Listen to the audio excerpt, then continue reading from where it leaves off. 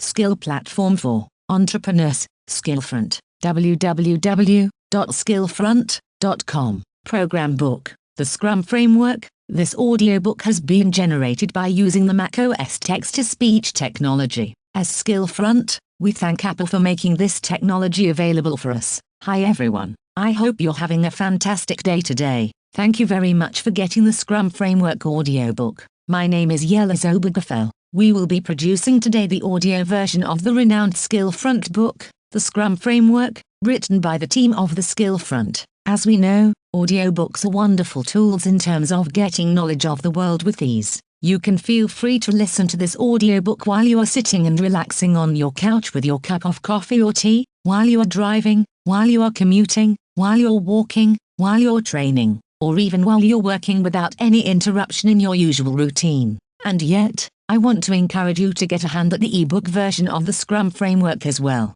I believe the content presented in this audiobook will make more sense, and it will become more helpful to you if you review and digest the figures, images, graphs, and charts, which you can only see in the ebook version of this audiobook. Are you now ready to get started? Yes. If so, then let's get started. Dedication. To all of the SkillFront entrepreneurs, thank you for inspiring us, keeping us focused, and making sure we do our best to guide you to execute ideas, grow businesses, and dominate your markets online and offline. We are proud of seeing you while you serve your clients at your highest levels possible and positively influence their lives that wouldn't happen otherwise. Without you, your engagement, and your loyal support, SkillFront could not come where it is today. Welcome to the SkillFront. As to methods, there may be a million and then some, but skills are few. The one who grasps skills can successfully select his or her own methods. The one who tries methods, ignoring skills, is sure to have trouble.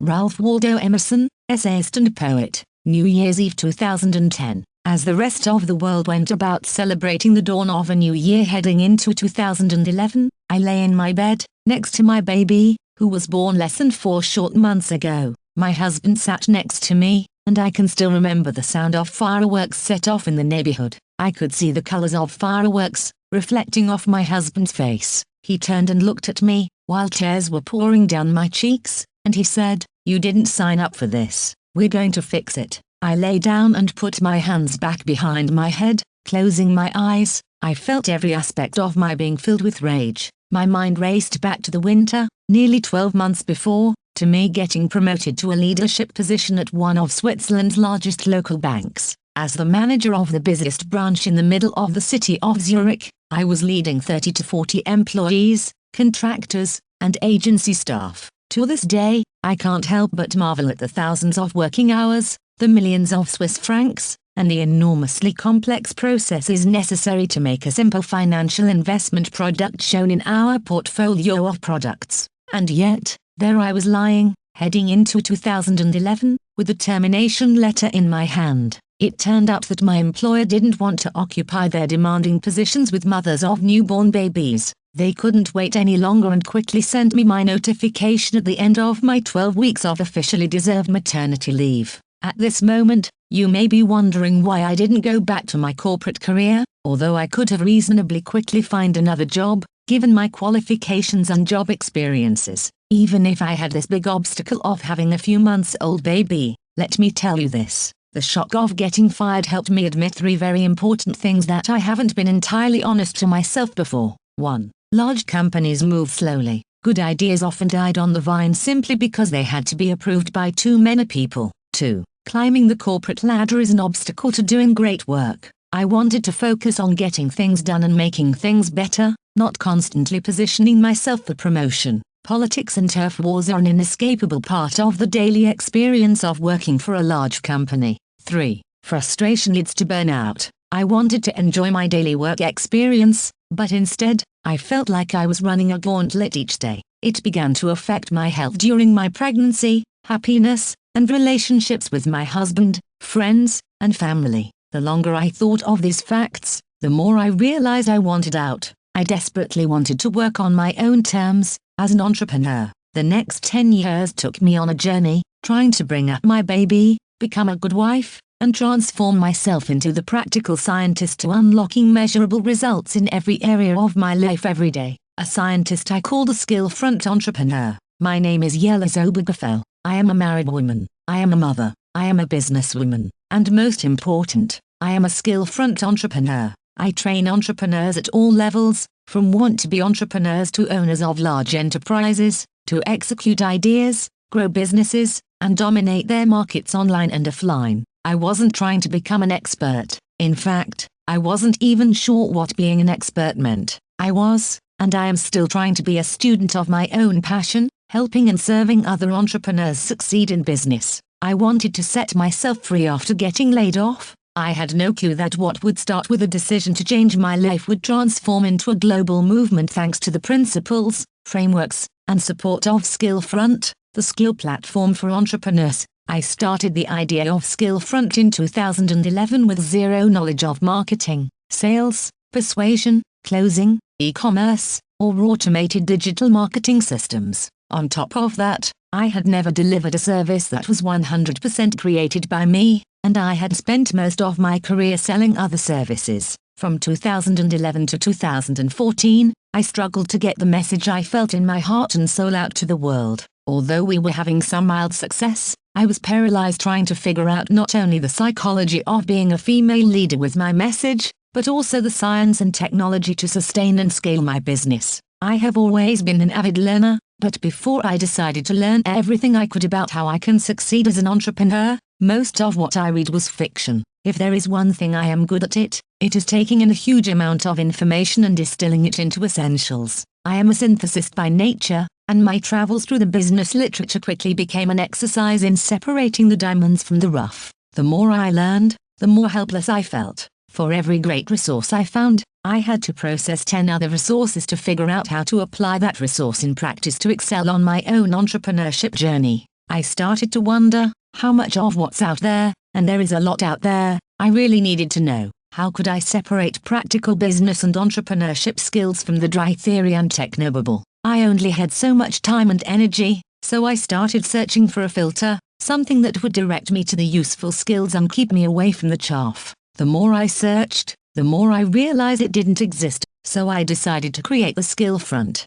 As of this moment, 143,487 SkillFront entrepreneurs are actively using the SkillFront platform to quickly get their ideas, products, and services out to the world. I don't share that with you to impress you. To some of you hearing this, that is a big thing, and to others, it's nothing. I share it to demonstrate what is possible when you learn, live, and leverage the practical science and art of being an entrepreneur while combining those skills with lessons you are going to earn in real practice. So take a deep breath. It's time for you to unlock the blueprint of success as an entrepreneur and get to work. Welcome to the SkillFront. Yeliz Obergfell, SkillFront, co-founder, vice president, entrepreneur experience. Become a bit better than you, every day. Before you can be great, you must be good. Before you can be good, you must be bad.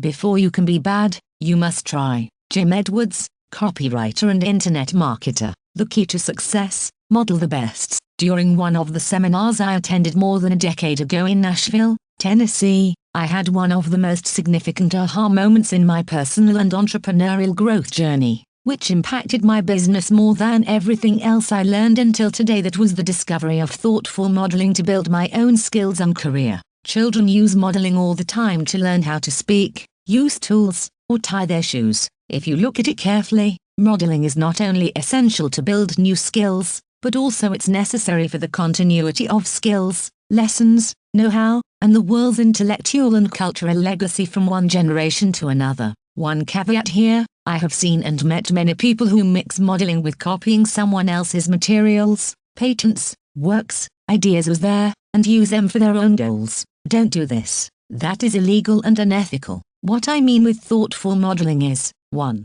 Look for a business that is already successful in your chosen field or a leader who has created the kind of life you want to live. 2. As Tony Robbins rightly put out there, success leaves clues. Find them. There's no need to reinvent the wheel. Those who have succeeded before you have done so, followed a plan, and you can do the same thing. Look into their history and their rise to the top. How did they get to where they are today? What kind of obstacles and setbacks did they face, and how did they overcome them? What are their philosophies about their work and their life? 3. Use this information to build the path of your success that mirrors theirs. Your strategy may be similar to the business or leader you're modeling, or you adjust it for your present circumstances. So, I started looking at other businesses, studying how they came to where they're today. After all, their techniques worked for them, they could work for me, but for some reason, my efforts made very little, if any, success and income. I was frustrated because I could see others making money successfully. What was I doing wrong? It took me almost 4 years of studying, researching, and interviewing successful business people before I realized that what I was seeing on the surface wasn't their full arsenal of skills and strategies. The entrepreneurs who were making decent money were doing it through steps and processes invisible to the naked eye, while I had learned and modeled the part of their businesses that I could see. Multiple things were happening behind the scenes that made the magic work. I found that the difference between a $10,000 and $1 million business was all the things happening after a buyer initially contacted those businesses. It took me years to discover and master these hidden skills below the surface of the iceberg, but when I did it, the results spoke for themselves. I wanted to launch SkillFront because I know there are entrepreneurs like me who have been trying to be successful, yet are not having much success. This and other SkillFront programs are the culmination of a decade spent analyzing thousands of companies and their success models. I have built a number of successful companies of my own, and I have worked with tens of thousands of students and clients to guide them to build businesses in every industry you can dream of, both online and offline.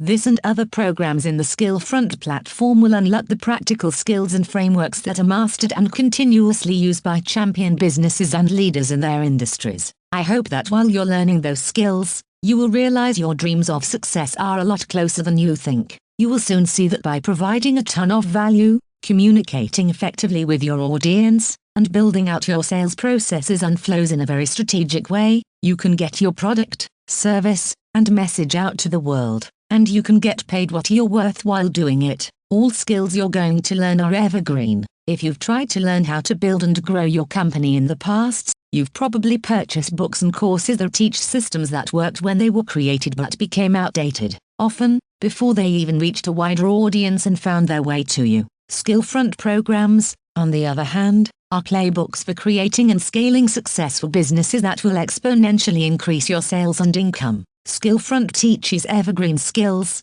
frameworks, and strategies that will be just as useful 20 years from now as they are today. It's the mission of the SkillFront to focus on principles and methods that are timelines, even if technologies and tools change. We don't just teach this stuff, we actually do it. There are many people teaching business and entrepreneurship from one or another angle, and the vast majority of them are making money by teaching other people's business strategies. Russell Brunson calls those people shovel sellers because during the gold rush, the people who made the most money were the ones selling the shovels. Today's modern shovel sellers are selling you those strategies without actually using any of the techniques themselves. The difference between SkillFront and most others is that we actually do this for real. That's right. The skills we are going to reveal to you have been learned and then verified by our own real-world practices, or we have earned them after thousands of tests, sleepless nights, mistakes, trials, errors, successes, as well as failures. We have tried these skills in countless different industries, from law practices to multinational e-commerce giants, from coaching services to software as a service providers, from physical product retailers online and offline to real estate brokers, from healthcare, fitness, wellness and leisure providers to sport clubs and educational institutions, and everything else you ever imagine in between. We also directly work with hundreds of other businesses, advising them and increasing their profitability in almost every niche and industry you can dream of. I am excited for you to dive in and have some fun with this. So, let's get started. What is Scrum? What is Scrum? Well, without making things too complicated, the Scrum framework can be defined as the following. Scrum is an iterative software engineering process to develop and deliver software. Although the software is the main focus of the Scrum framework, iterative and agile Scrum process can be and is already being applied outside the software industry as well. Most people in the IT industry believe that the term Scrum was coined early in the 2000s as a parallel track of emerging agile software development and delivery trends. That is a piece of incorrect information. The term Scrum was first used and published by Harvard Business Review in January 1986. Hirotaka Takeuchi and Ikujiro Nonaka coined the term Scrum with their article, The New Product Development Game. Yes, two news. you should have a look at the new product development game to see how everything all about Scrum got started. Scrum can be used in all kinds of software development projects, to develop and deliver complete software packages or only some modules of larger systems, both for products and services of internal and external clients. The Scrum framework is a lightweight process. It focuses on increasing the productivity of teams while reducing wastes and redundant activities. Overview of the Scrum framework. Scrum defines some general guidelines with a few rules, roles, artifacts, and events. Nevertheless, all of these components are critical, serve for specific purposes, and they are essential for the successful use of the Scrum framework. The main components of Scrum framework are 3 Scrum roles: the Scrum product owner, the Scrum team, and the Scrum master. 5 Scrum events: Scrum rituals, or ceremonies, Scrum grooming, backlog refinement, meeting, sprint planning meeting, daily Scrum meeting, sprint review meeting, and sprint retrospective meeting. Product backlog, Scrum backlog, or Scrum product backlog, an artifact that is used to manage and prioritize all of the known requirements of a Scrum project. Sprints, cycles of work activities to develop shippable software product or service increments. Sprint backlog, an artifact to keep track of requirements committed by the Scrum teams for a given sprint. Self-organization and unconditional collaboration are critical elements of the Scrum framework. Scrum teams do no longer require a project manager in a classical sense. With the Scrum framework, the Scrum Master and the Scrum Product Owner share the role and responsibilities of a typical project manager. Nonetheless, a Scrum Master or a Scrum Product is never allowed to overrule the democratic decision-making capability of a Scrum team. For instance, only the Scrum team members can jointly commit which ones of highly prioritized backlog items they will deliver in a sprint as a software increment. Another central element with the Scrum framework is the continuous improvement that we enable with Inspect and Adapt. A Scrum team continuously monitors, inspects, and assesses their artifacts and their use of Scrum framework to adapt and optimize them. These continuous efforts for optimization maximize quality, efficiency, client satisfaction, and therefore minimize wastes and overall project risks. The Scrum framework understands that the requirements are likely to change and they are not entirely known, especially at the beginning of projects. Every project has unknown unknowns, sometimes a few, sometimes a lot. The Scrum framework helps us embrace that we can discover and deal with these unknown unknowns only while we are running our projects. The Scrum team first fine-tunes and granularizes the lower-level or low-priority requirements before it implements them. During Scrum grooming, backlog refinement, and sprint planning meetings, openness for change, continuous optimization, and learning from errors are now becoming integral elements of the whole software engineering lifecycle. Another cornerstone of the Scrum framework is transparency and direct communication. The Scrum Product Owner works closely with the Scrum team to identify and prioritize requirements. These requirements are written down as user stories and stored in the Scrum Product Backlog. The Scrum Product Backlog consists of all tasks that need to be implemented to deliver a working software system successfully. A Scrum team is empowered to select the user stories with which they are confident to deliver within the 2-4 weeks of sprints. Because the Scrum team commits its own goals, the team members feel more engaged, and they know that their opinions are listened to. This inclusion of Scrum team members to the natural flow and planning of software projects increases the team morale and subsequently augments the team performance. Scrum Masters possess another vital role in the Scrum framework as they work as servant leaders for and with their Scrum teams.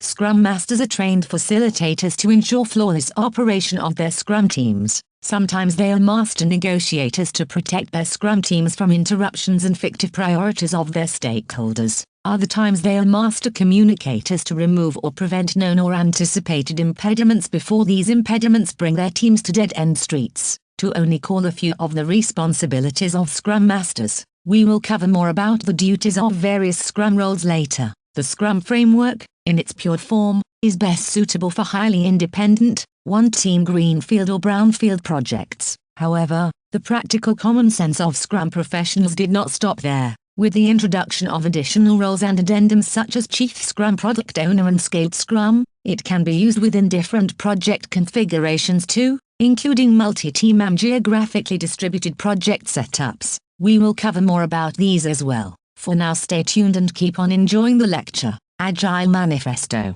When the IT industry talks about the Scrum framework, it's also often we hear the term Agile Scrum along the same lines as Scrum. It led some of us in the industry to think and look for differences between the terms Agile Scrum and Scrum. Here is good news for you. Agile Scrum and Scrum terms do both refer to the same thing. They both refer to the Scrum software engineering process. Then why do we sometimes use the word Agile in front of Scrum? It's because the Scrum framework fully embraced and embedded the Agile Manifesto for Agile Software Development, to its core process, principles, and underlying philosophy. That brings us to understand the Agile Manifesto and the values of the Scrum process better before we deep dive the technicalities of the Scrum process. Agile Manifesto values: individuals and interactions over processes and tools, working software over comprehensive documentation, customer collaboration over contract negotiation, responding to change over following a plan. While the factors on the right-hand side do still possess significant values, the Agile Manifesto appreciates and prioritizes the factors on the left-hand side higher. The elements favored by the Agile Manifesto have been carefully time-tested and chosen to serve clients and stakeholders better and create value for them with software, enhance the profession of software engineering regardless of your role, title, and career level. Self-organization. The Scrum team organizes itself. Scrum team members decide in consensus about tasks they need to execute to deliver the goals of a sprint. A self-organized team doesn't require a manager or a team leader. Self-organization in the Scrum framework is very disciplined. Sprint backlog, sprint burn-down chart, and daily Scrum meetings, which you are going to learn more about them later in this material, build the foundation of self-organization. Organizing the work by themselves requires for the most teams a learning phase. Competent Scrum Masters who own Scrum Master certifications support their Scrum teams to excel with self-organization quickly.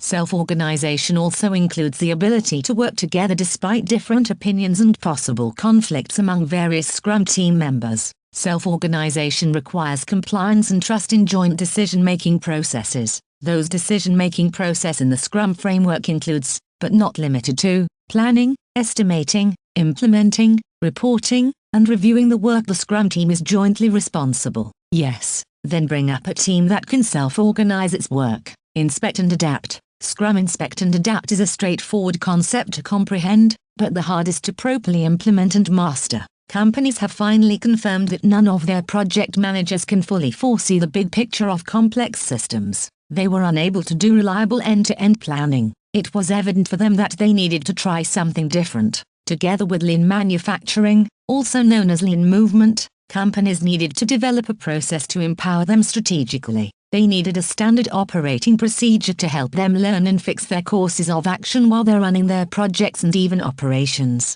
That was the birth of Toyota Improvement Kata, which we today call Inspect and Adapt while we talk about Scrum Software Development and Delivery Framework. According to Scrum Inspect and Adapt, Step 1. Inspect. We do our best to grasp the current status of the project with our current level of know-how and understanding about it. Step 2. Adapt. We define a direction and vision about the next steps of our project and then strategize and execute our vision. Step 3. Learn. We carefully observe, learn, and teach each other while we do so. We continuously log what works and what doesn't work while we do our work. Step 4. Restart. Start over from step 1 again. Note that those 4 steps described above are analog, but not limited to the following Scrum rituals, Scrum events. Step 1. Inspect is analog to sprint review meetings and sprint retrospective meetings. Step 2. Adapt is analog to sprint planning meetings and backlog refinement meetings. Step 3. Learn is analog to daily Scrum meetings. Step 4. Restart is analog to the closure of a sprint and the start of a new sprint. 5 key values of the Scrum framework. We have already mentioned that the Scrum framework is not only a software engineering process, it also has a robust set of underlying principles. In fact, most of the professional business domains can apply and utilize these principles. It's not enough to get a Scrum certification to be hugely successful with the Scrum. You should possess a firm grasp for Scrum values to succeed with the Scrum framework, so that you're going to deliver a great job and fantastic software that your customers and employers love. Let me now tell you more about those principles of the Scrum process. Scrum value number 1, courage. There are times when doing the correct thing to serve the best values and benefits for our clients are not the easiest. In such moments, Scrum Master, Scrum Product Owner, and the Scrum team members should remember their duty and obligation. That's to build the best possible products and services in their particular business and information technology domain. To be better than mediocre, a Scrum team should sooner or later face difficult decisions that won't make everyone happy in their particular ecosystem of stakeholders. To deal with this, all members of the Scrum team should remember what they learned during their Scrum certification training. They should remember to be courageous, and they should master to decide and act courageously. Scrum value number 2, focus. With the Scrum framework, when you hear the value focus, you should be thinking about 2 things. Identification of correct work. What tasks are necessary to deliver the goals of my sprint? What are essential to developing the best software products and services for my clients so that they will be pleased with my work? Prioritization. What tasks should I be working on next? Each moment in time, there is one critical question that the entire Scrum team, including Scrum Master and Product Owner, must be answering. This question is, what are the most important things we should be doing at the moment to fulfill reasons of why an employer hired us in the first place?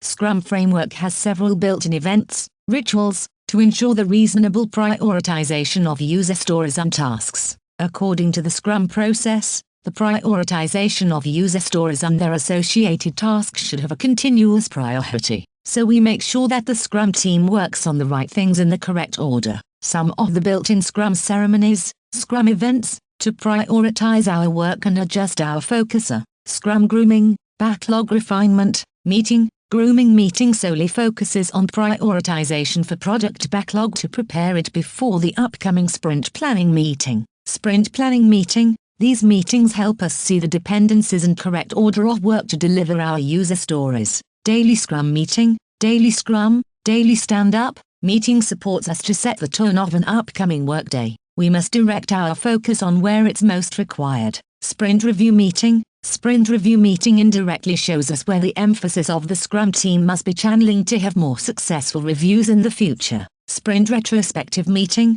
These meetings support the Scrum team to prioritize what aspects of their engineering process must be first improved. Here in this section, I covered Scrum rituals only from a focus point of view. You can find a more detailed explanation about the Scrum ceremonies later in this material. Having read all these, it must be evident for you now how essential prioritization and focus for the Scrum framework are. Scrum value number 3, commitment. Without the commitment of Scrum Master, Scrum Product Owner, and the Scrum team, there is no possibility to deliver outstanding results with software. In the world of the Scrum software development process, most people translate the commitment value as the agreement and confinement of goals of given sprint deliverables. Although this entirely makes sense, that understanding is not flawless. Whenever you hear the word commitment within the context of Scrum values, what you should remember is the word obsession. To be successful in software engineering and, in life and business, you should become obsessed with your goals. So in the context of the Scrum process,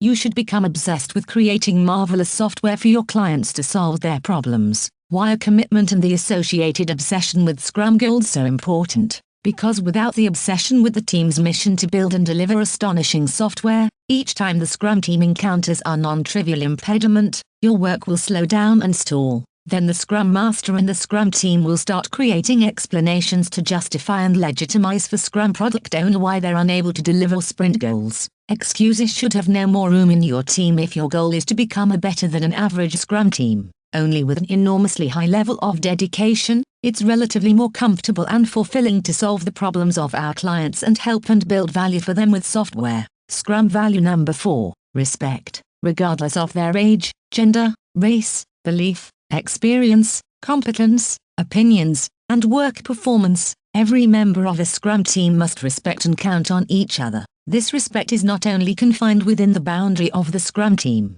Moreover, every internal or external IT and business stakeholder who interacts with the Scrum team is utterly respected and welcomed by a Scrum team. Experienced team members must pay attention in order not to invalidate the willingness of the contribution from less experienced team members. It's particularly crucial to properly receive and answer opposite opinions that the majority of the group do not agree with. Scrum value number 5, openness. The Scrum value or openness is often one of the primary differentiators between an average and high-performer Scrum team. It would help if you resembled the openness capability of a Scrum team to the vast ability of a collection of open-minded individuals. They're creative, innovative, intellectual, honest, direct, and humble. In the Scrum software engineering and delivery process, there is no inappropriate opinion, decision, and action. The only condition is that they must be transparent, and they should aim to contribute to the joint mission of the Scrum team. It doesn't mean that every decision and action must necessarily accelerate the outputs of the Scrum team,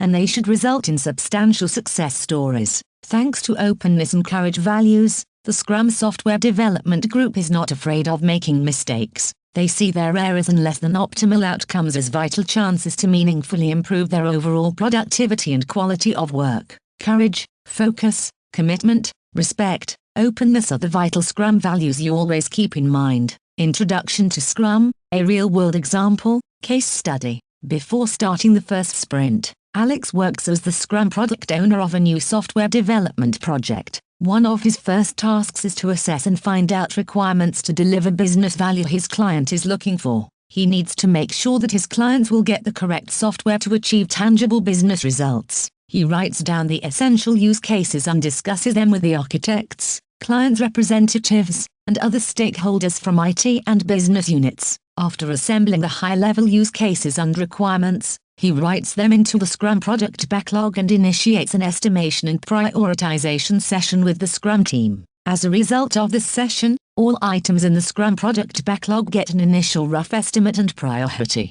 During those sessions, Anna, the Scrum Master, ensures that everyone speaks the same language, so, the Scrum product owner, the Scrum team members, and their stakeholders are aligned with the anticipated goals, so they have an adequate understanding of potentially new concepts for them, such as use case, backlog, sprint, and so on. And most importantly, the Scrum software development and delivery process is correctly applied in the store. Now Alex, the Scrum product owner, begins to break down the high-level requirements into the first draft of smaller-grained user stories. With this list, he then calls for the first sprint planning meeting. Sprint 1, Day 0. During the sprint planning meeting, Alex presents the Scrum product backlog items from the highest priority to the lowest. The Scrum team asks and clarifies open questions. For each item, the team discusses if they have enough capacity and the required know-how to develop and deliver it. The Scrum team needs to ensure that all required human and technical resources are in place before the start of the sprint.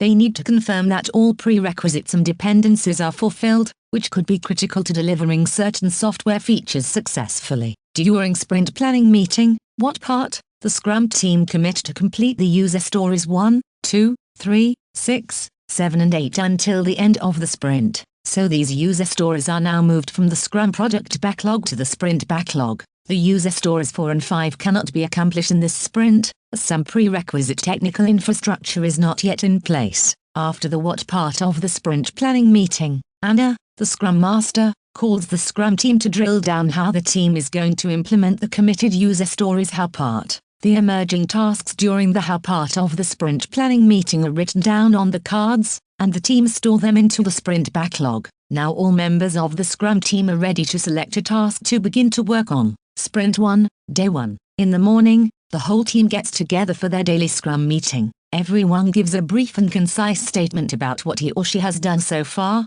updates the estimates of remaining work on the cards of the sprint backlog. Everyone tells what he or she is planning to do today, and reveals if there are any impediments which hinder them from processing any tasks. Today one of the Scrum team members, Melinda, informs the Scrum team that she has a problem with the license of the integrated software development environment she is using. Anna, the Scrum Master, checks if other team members have the same problem and confirms that she'll take care of this impediment after the meeting. After about 15 minutes of this daily Scrum meeting, everyone goes back to work. After this meeting, Anna updates the sprint burn-down chart to visualize the progress of work during this sprint. Then she calls the software vendor, orders the missing license, and delivers it to Melinda. Introduction to Scrum, a real-world example, case study, across various Scrum phases and sprints. Sprint 1, Day 2. In the morning, the whole team gets together again for their daily Scrum meeting. In the afternoon, a member of the Scrum team,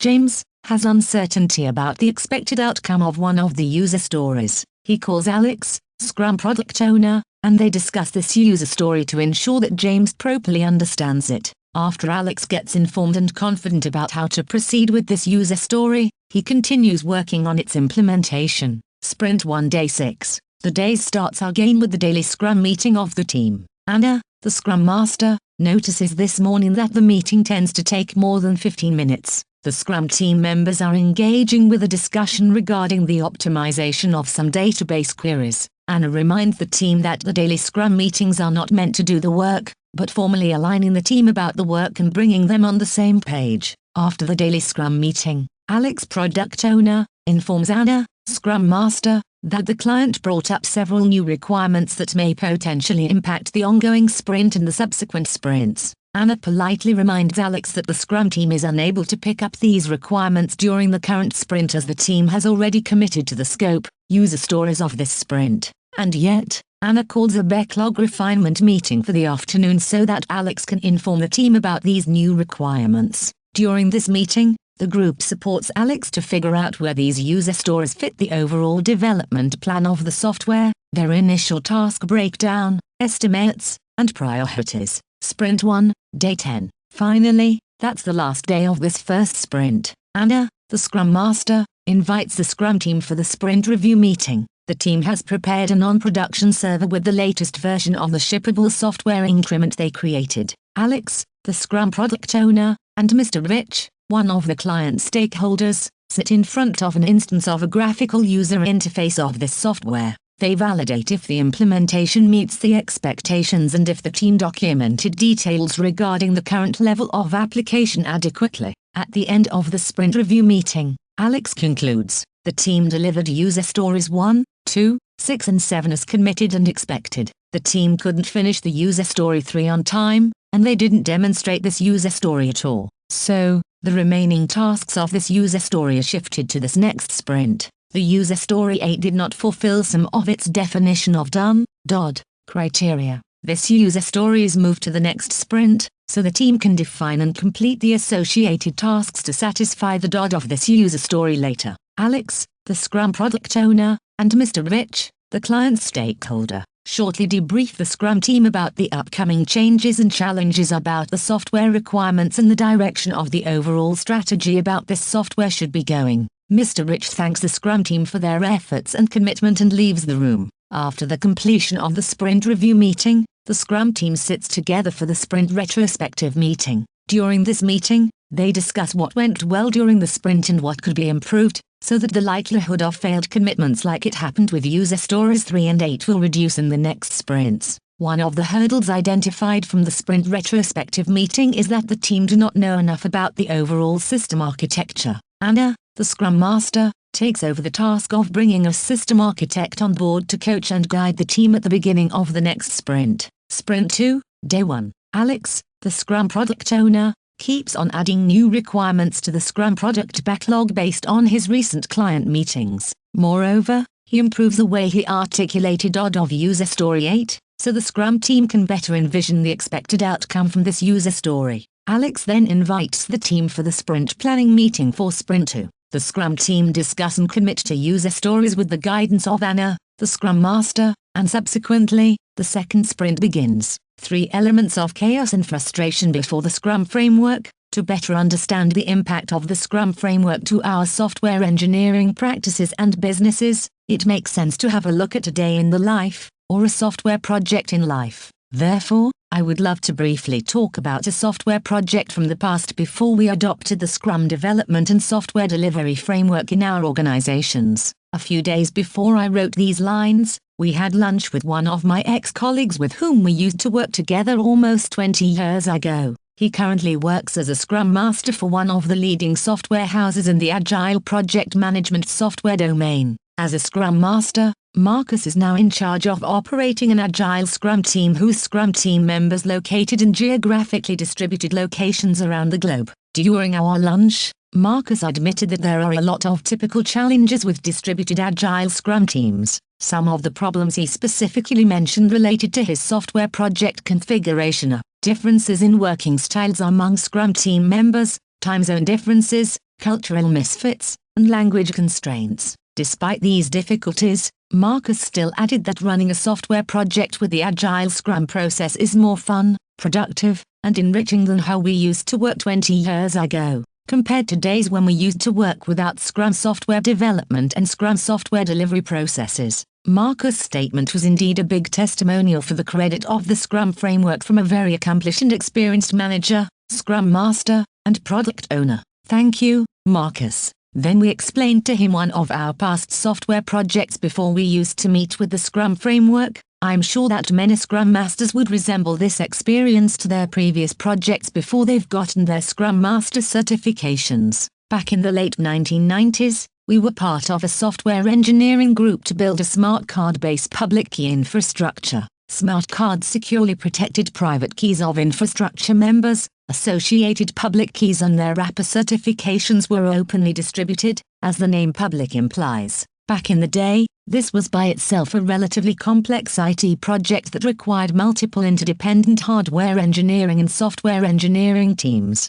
We had to do massive amounts of research and development, R&D, to build a fully functional hardware and software system. Remember, these are days before we had the minimum viable product MVP, concept to experiment, create, learn, and experiment again. Without Scrum to create such a sophisticated infrastructure that constituted numerous hardware and software elements was a real challenge. Here are 3 significant setbacks we used to have without any Scrum Masters and anyone who possesses a Scrum Master certification in our teams. Frustration number 1. We had to plan our entire project before we understood it. Without Scrum, our teams had built and delivered entirely wrong software and hardware products that did not fulfill demands from our client. We had times in our professional lives when some third-party companies had imposed how we supposed to build our software products or software services. Capability Maturity Model, CMM, ISO 9001, 2008 and other derivatives attempted to help our companies to ensure we build our correct software in correct ways.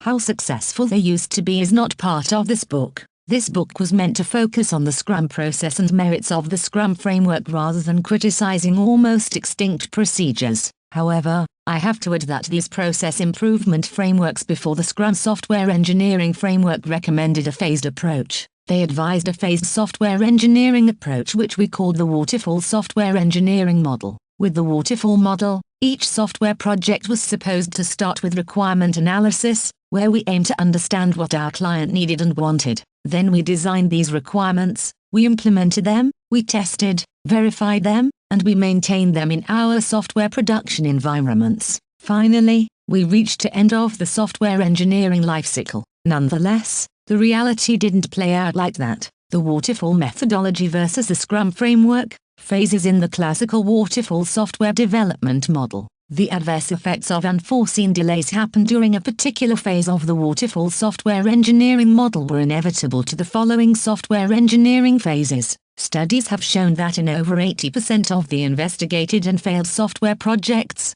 the usage of the waterfall methodology was one of the critical factors of failure. But why? As shown on the left side, when deploying the waterfall methodology, there is a strict sequential chain of the different project phases. A previous phase has to be completed before starting the next phase. Going back is, in most cases, painful, costly, frustrating to the team, and time-consuming. The project timeline is planned at the start. A releasable product is delivered only at the end of the project timeline. If one phase is delayed, all other phases are delayed too. To avoid this, project managers of the waterfall methodology usually try to anticipate all possibilities beforehand. That means that in one of the earliest phases of the project, they try to define all requirements as fine-grained and complete as possible. However, requirement definition in an initial stage of a project is often complicated, and therefore many requirements change, or should change, throughout the project. Studies have shown that in more extensive and complex projects, about 60% of the initial requirements do change throughout the course of projects. Other requirements are implemented as defined, but some of them are not really needed by the customer. So those implementations consume time and money that could have been better used to implement functionality with a higher added value for its clients. The separation into different project phases forces project managers to estimate each phase separately. The problem is that most of these phases usually are not separate. They are working together and in parallel. For instance, No reasonable human being can assume that the development phase finished before the testing phase started. And yet, this is precisely and unfortunately how the waterfall methodology used to work. The waterfall methodology for developing software can be used for implementing small and straightforward projects, but for bigger and more complex projects, this approach is highly risky, if not insane. It's often costlier and always less efficient than Scrum software development and delivery framework. This was the life before the Scrum framework, sending our software back and forth between various teams, without the guidance of professionals with the Scrum skills, made our work bureaucratic, complex and unproductive. Finally, it wasn't only the product which suffered, but also employee morale and commitment to our organizational mission have wholly disrupted. Frustration number 2. Lack of commitment, change management, and collaboration. The most significant weakness of process improvement frameworks used before Scrum was that they mainly focused on self-serving organizational demands of leadership. Some of these demands are monitoring, compliance, and predictability. There was no focus on serving clients well and increasing employee morale at all. Thus, members of software management teams and various other internal and external stakeholders attempted to have a fixed deadline for software delivery projects and easily monitor the progress of software engineering phases. They penalized their people if something was outside the planned track, and they hoped to fix emerging issues before the scheduled date of project completion. Furthermore, independent silos realized entirely separated software engineering phases. As an example, the development team was completely independent of a software testing, verification team. Most people who supposed to work for the same business mission didn't even know each other by their names. Have you got a guess about the reason for this silo mentality in our organizations rather than focus on business missions and professional, business, maturity of employees? The reason is simply the matrix management. Matrix management is an organizational management and employee structure, and it has been in our businesses since the 1970s. At first glance, the differentiating idea behind a matrix organization or matrix management seems to be smart. The leadership creates an organizational structure by bringing together employees with similar kinds of functional and technical skill sets into the same or at best neighbor silos. Back in times, it was quite popular to see the so-called center of competences in our companies where each center of competence represented an independent and autonomous silo. One silo for C++ developers, another silo for database administrators, and another entirely separate quality assurance silo in overseas, and it goes on and on. Go and figure. The biggest challenge with the matrix organizational structure was that, to deliver a software project without the Scrum framework and Scrum masters, project managers had to borrow employees from silos temporarily. These employees did not even physically position with their project teams, but they still located in the rooms of their particular center of competences. Upon completion of projects, these temporary project teams dissolved and project participants moved on their next assignments to serve for other projects. The waterfall project delivery model in a matrix organization. Therefore, the targeted business values of these ongoing software projects have never been the utmost priority for these independent silos. They tend to see their work as checkboxes they ticked for one project over here and another project over there. Leadership and matrix organizational model didn't teach them how professionals should commit their business to improve the bottom line, including sales,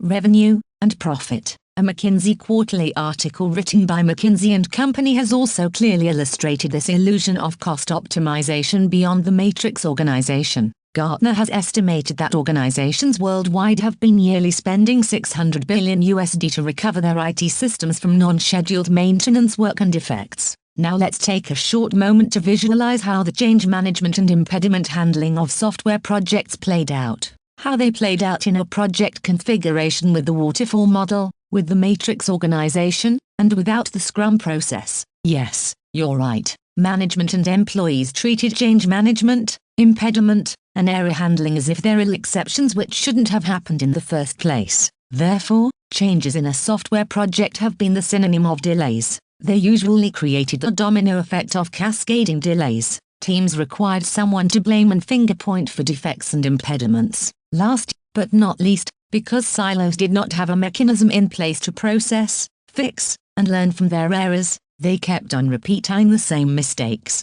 Furthermore, They kept on augmenting the amount of technical debt while they passively attempted to deal with their problems. Frustration number 3. Autocratic decisions overruled democratic decisions. Steve Jobs once said, "It doesn't make sense to hire smart people and tell them what to do. We hire smart people, so they can tell us what to do." However, this is precisely opposite of how most of the mainstream leadership used to operate to make decisions before the Scrum era. Before we had the Scrum process in our organizations, autocratic decisions from leaders overruled the combined intelligence of their teams. They invalidated the democratic decision-making ability of groups who were in charge of doing the real works which spanned the entire software engineering lifecycle from the conception of software to its operations. The remoter a decision was shifted away from work centers, teams, it impacted, the more difficult it was to give a correct mission-critical decision. The judgments from leaders used to be usually impulsive, not thoroughly thought out, mostly late and tentative, but sometimes even too early. These autocratic decisions imposed from the top made employees feel undervalued. They entirely hindered the ability of their organizations to come up with creative and innovative solutions to handle competitive business and software-related challenges. Furthermore, they discouraged software engineering teams from giving their inputs at the times when they're asked to contribute decisions. It was a brief overview of how we used to develop and deliver our software services and service products before we adopted the Scrum framework in our organizations. Now let's have a look at how we sorted out these chaos and frustration elements with the help of the Scrum. What makes the Scrum framework succeed? The Scrum framework changes the classic triangle of project management. Organizations do no longer need to sacrifice one of the time, budget, or quality. The new triangle is now emerging between the budget, time, and functionality, and none of these project success elements have to be endangered. According to the Scrum framework, quality is no longer optional. To deliver what clients are paying for to flourish their businesses, the Scrum teams strive to provide the best possible software they're jointly able to build. Triangle of project management. In the Scrum framework, the factors which define when a feature is complete and when it meets the required quality standards are set by definition of done. Do's specify the expected outcome in terms of functional and non-functional requirements, design, coding, unit testing, end-user validations, documentation, and so on. Do's are defined in the levels of both user stories and tasks. Do's of user stories focus on functional and non-functional client requirements, whereas Do's of tasks focus on the desired working activities from the Scrum team members. The Scrum team is not allowed to close the user stories, and obviously, the tasks that do not fulfill their duties. Scrum product owner and the Scrum team define user stories and their tasks throughout the course of the Scrum software engineering process incrementally. This incremental development allows the team to remain adaptive and adjust their next best actions in a controlled manner without the additional costs and risks of jeopardizing large chunks of previous work. The Scrum team builds a potentially shippable software product increment until the end of each sprint. The team demonstrates and discusses these increments with the Scrum product owner and client stakeholders to get and incorporate their feedback towards the next steps of their project. This flexibility applies to not only software delivery but also the operational processes. So, the Scrum framework allows the optimization of the use of resources, human, time, budget, material, and the minimization of wastes. Studies have shown that Scrum has the following positive effects in practice: more frequent code deployments, faster lead time from committing to deploying code, faster mean time to recover from downtime, lower change failure rate, better product quality, reduced or identical costs compared to pre-Scrum deployment, improved productivity and throughput, improved code and operational reliability, enhanced organizational performance and client satisfaction, improved market penetration, market share, and profitability of organizations, improved market capitalization growth, improved motivation of employees. Introducing and adopting the Scrum framework is non-trivial, and yet, the adaptive and iterative approach of the Scrum framework handles this initial burden, and it copes with ever-changing client and business requirements better.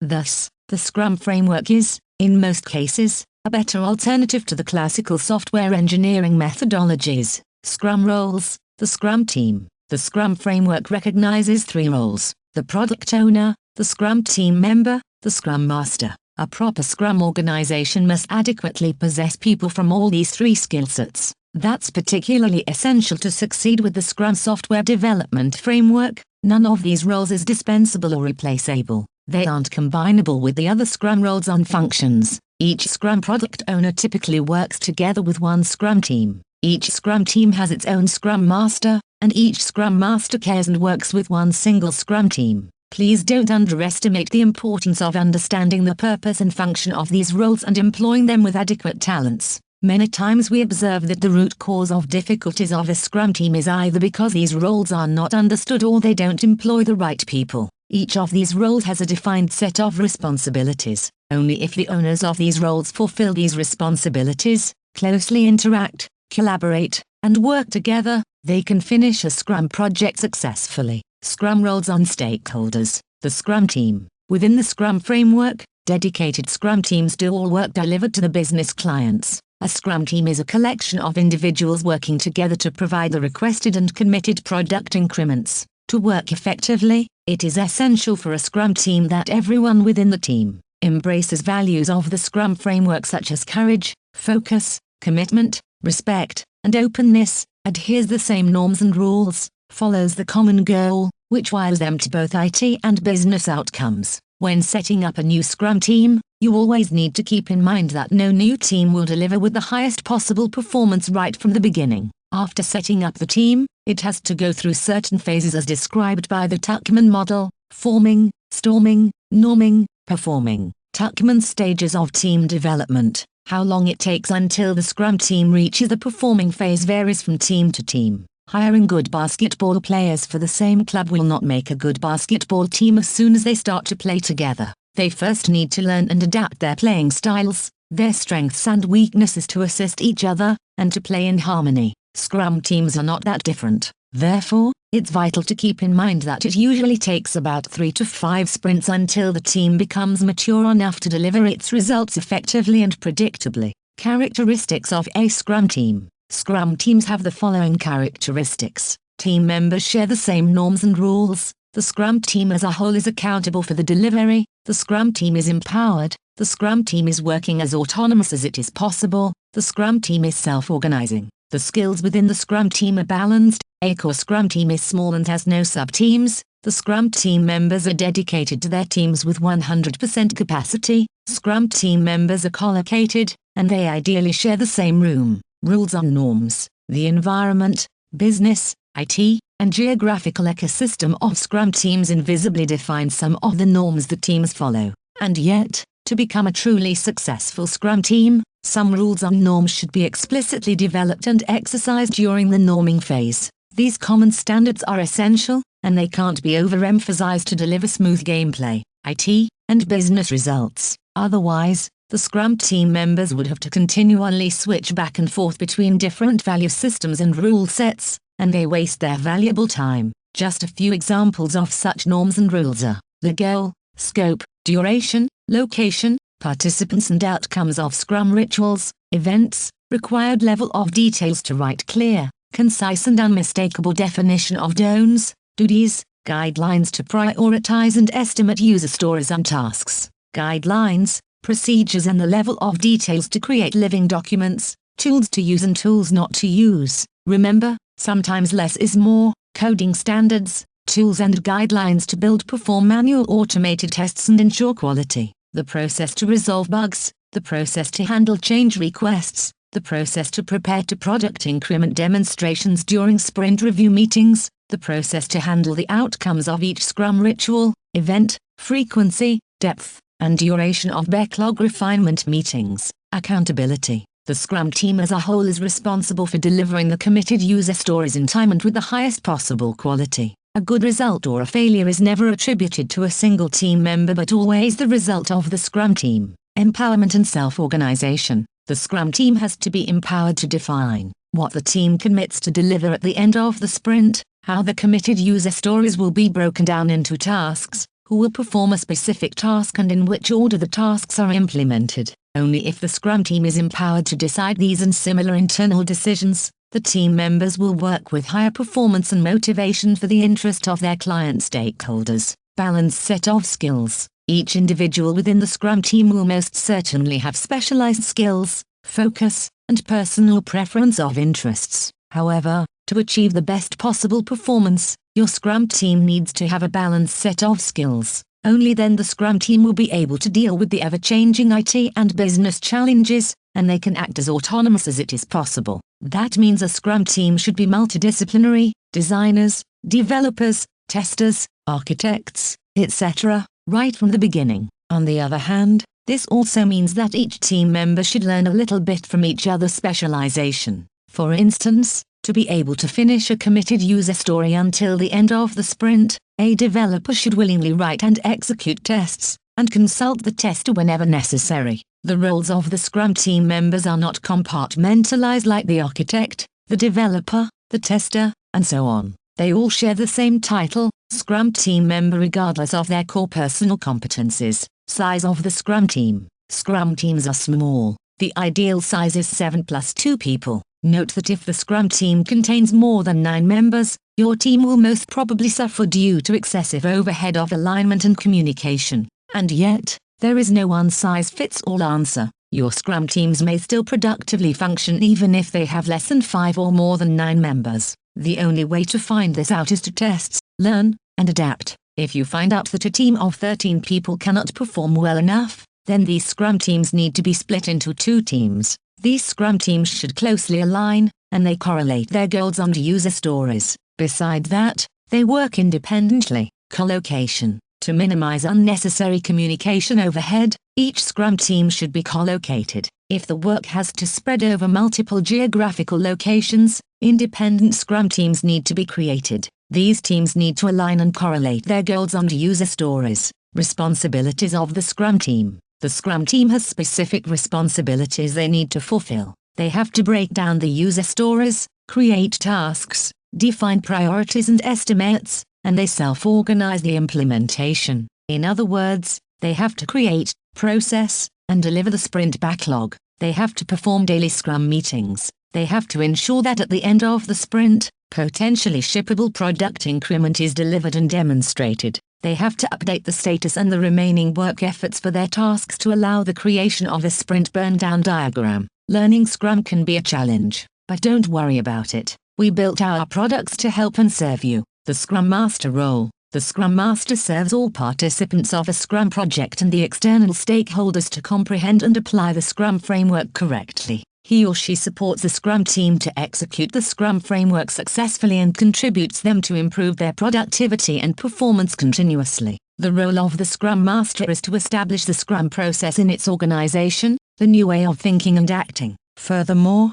the Scrum Master acts as a change agent. He or she coaches the team to develop new team norms and standards. The Scrum Master has its desk somewhere very close to the rest of the Scrum team. Essential tasks of a Scrum Master are to establish the Scrum framework in his or her business and IT ecosystem, to act as a change agent and support the adaptation of existing processes to maximize productivity of the Scrum team, to coach the Scrum team to understand and live the values of the Scrum framework, to ensure efficient and close collaboration between the Scrum product owner and the Scrum team, to remove impediments which hinder the continuity of work, to lead progress of work by serving, to moderate the Scrum rituals, Scrum events, to guard the Scrum team from external interference and interruptions while the team does work it has originally committed for a sprint. Easily learn Scrum and officially prove your know-how to effectively do this work. A Scrum Master needs to possess savvy moderation and coaching skills. He or she needs to be a continuous learner to inspire others to learn, change,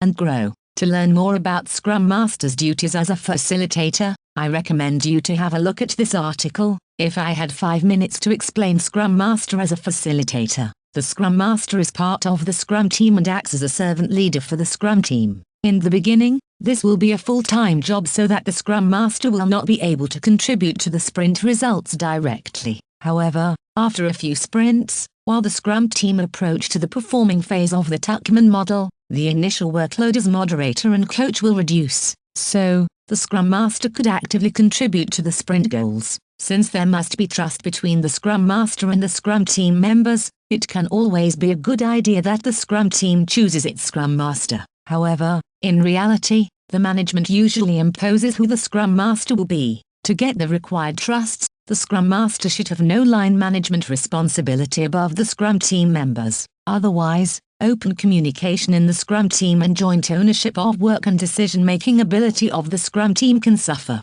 Guarding the Scrum team, removing impediments. An essential job of the Scrum Master is to safeguard the Scrum team from a false sense of urgency. Line management and the Scrum product owner often attempt to add unplanned user stories to the sprint backlog while the team focuses on the work of a planned sprint. However, one of the critical aspects of the Scrum framework is that all user stories are known and committed only during the sprint planning meetings. The Scrum team cannot be forced to take over new user stories. The job of the Scrum Master is to ensure that until the next sprint planning meeting, these new user stories are stored in the Scrum product backlog. Alternatively, if the ongoing sprint does not make any business and/or technical sense to continue, it can be cancelled, and a new sprint can be planned. Scrum team members should only concentrate on delivering client value by building potentially shippable product increment. The Scrum Master helps by removing impediments that block or slow down the progress of work. Examples of removing impediments could be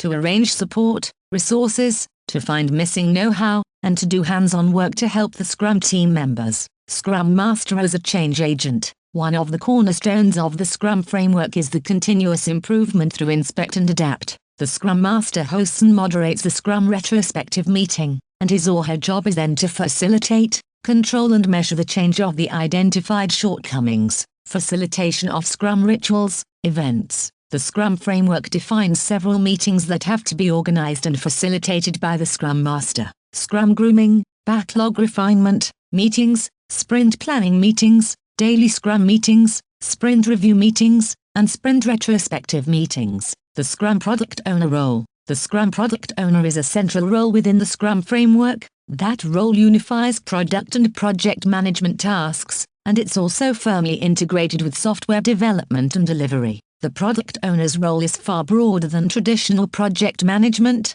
program management, or product management roles. He or she represents the end customers and/or other stakeholders and is responsible for maximizing the value of the product by ensuring that the Scrum team delivers the right work at the right time. The Scrum product owner decides the software requirements provided for a specific software version, and when the software will be released. She represents functional and non-functional demands from end users. That means that the Scrum product owner has to work very closely with the Scrum team and coordinates their activities over the entire lifecycle of the project. No one else is allowed to impose the Scrum team to work for a different set of priorities. Essential tasks of a Scrum product owner are to manage and clarify project requirements, to guide releases and to ensure return on investment, ROI, to closely work with the Scrum team and enable it to deliver the correct work on time, to manage stakeholders and their expectations, to manage the Scrum product backlog. The Scrum product owner can delegate certain activities,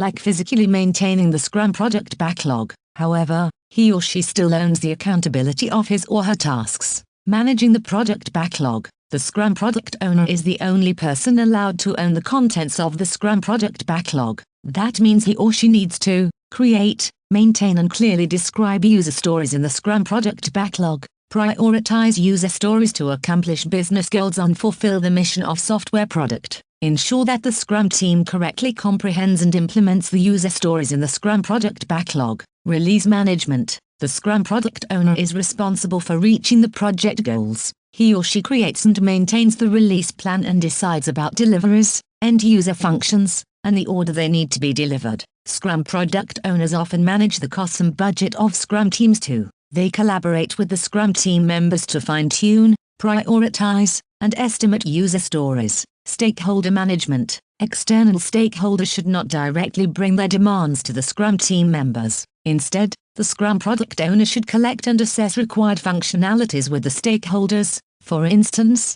with internal clients, representatives of external clients or end users. The Scrum product owner combines, filters and initially prioritizes these user stories before he or she discusses them with the Scrum team. Collaboration with the Scrum team. For a successful project, the Scrum product owner and the Scrum team must work very closely. The Scrum product owner is responsible for ensuring that the Scrum team members are informed and aligned about the aim goals of software they're building. During sprint review meetings, the Scrum product owner is responsible for inspecting, accepting, or declining deliverables of the Scrum team. The Scrum team member role. The Scrum team members implement the software. They jointly decide the number of requirements that they can undoubtedly deliver during a particular project increment called sprint. A high-performer Scrum team has most of the software engineering skills typically in it. Software developers, architects, testers, database administrators, and team members from all other roles work together.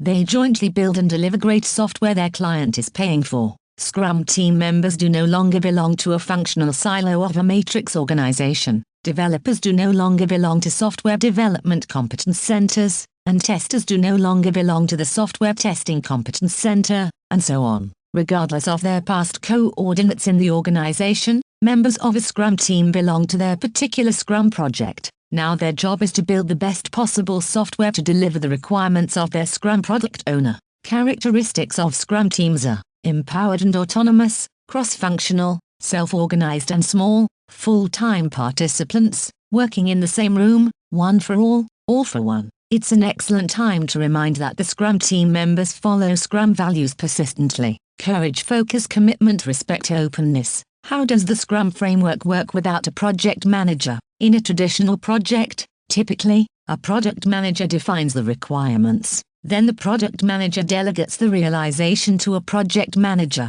Afterward, the project manager coordinates all activities needed to deliver the requirements of the project. The Scrum framework does not define a project manager role in the classical sense, and yet, the tasks of this role are still required to deliver a project successfully. Within the Scrum framework, the responsibilities of a project manager are distributed over the functions of the Scrum product owner and the Scrum master. The definition of the role and responsibilities of the Scrum product owner takes possible conflicts that may rise between the product owner and the project manager into account. Decisions about functionality, release planning, and budgeting can be made much more comfortable, quicker and better if one person is responsible for the execution, controlling, and documentation of those activities. Otherwise, there would always be a constant tension between the Scrum product owner, not responsible for the project, and the project manager, not responsible for the execution of work. The goal of any reliable process should be to avoid this potential conflict that impacts the functional and tactical administration of the work that the Scrum team performs, and that's precisely what the Scrum framework aims to accomplish. Therefore,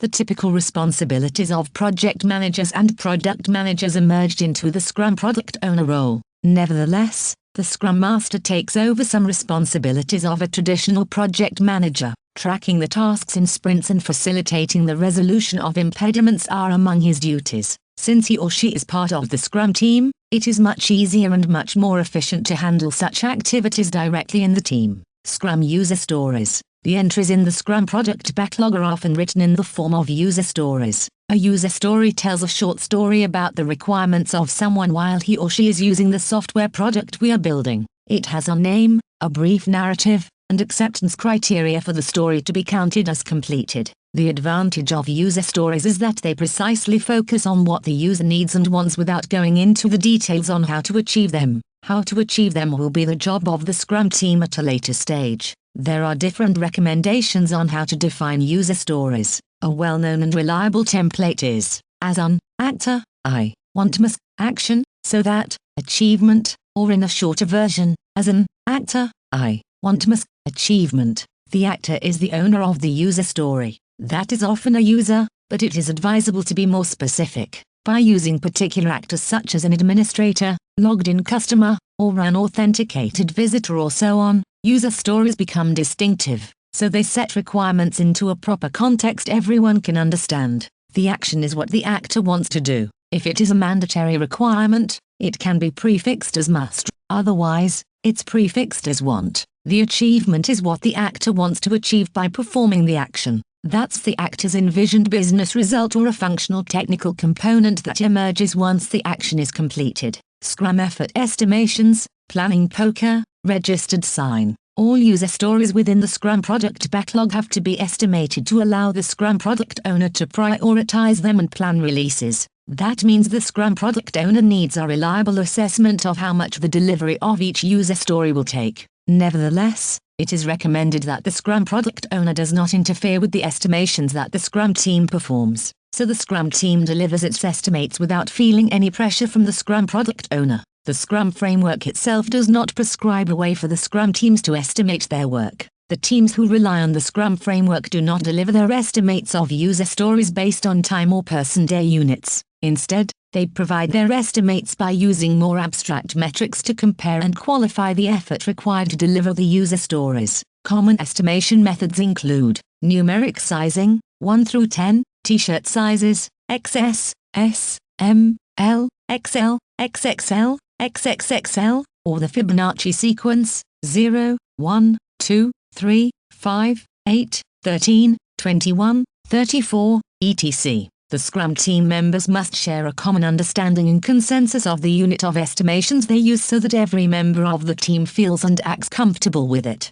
An example user story: planning poker, registered sign, Scrum poker. One commonly used method for the estimation process is to play planning poker, registered sign, also called Scrum poker. When using planning poker, registered sign, the social proof influence among the Scrum team members are minimal. Therefore, the Scrum team produces more accurate estimation results. What you need to play planning poker, registered sign, game is straightforward. The list of features to be estimated decks of numbered cards. A typical deck has cards showing the Fibonacci sequence, including a 0, 0, 1, 2, 3, 5, 8, 13, 21, 34, 55, 89. Other similar progressions are also possible. The reason for using the Fibonacci sequence is to reflect the uncertainty in estimating larger items. It would be a waste of time to discuss if a user story should have a size of 19, 20 or 21. And yet,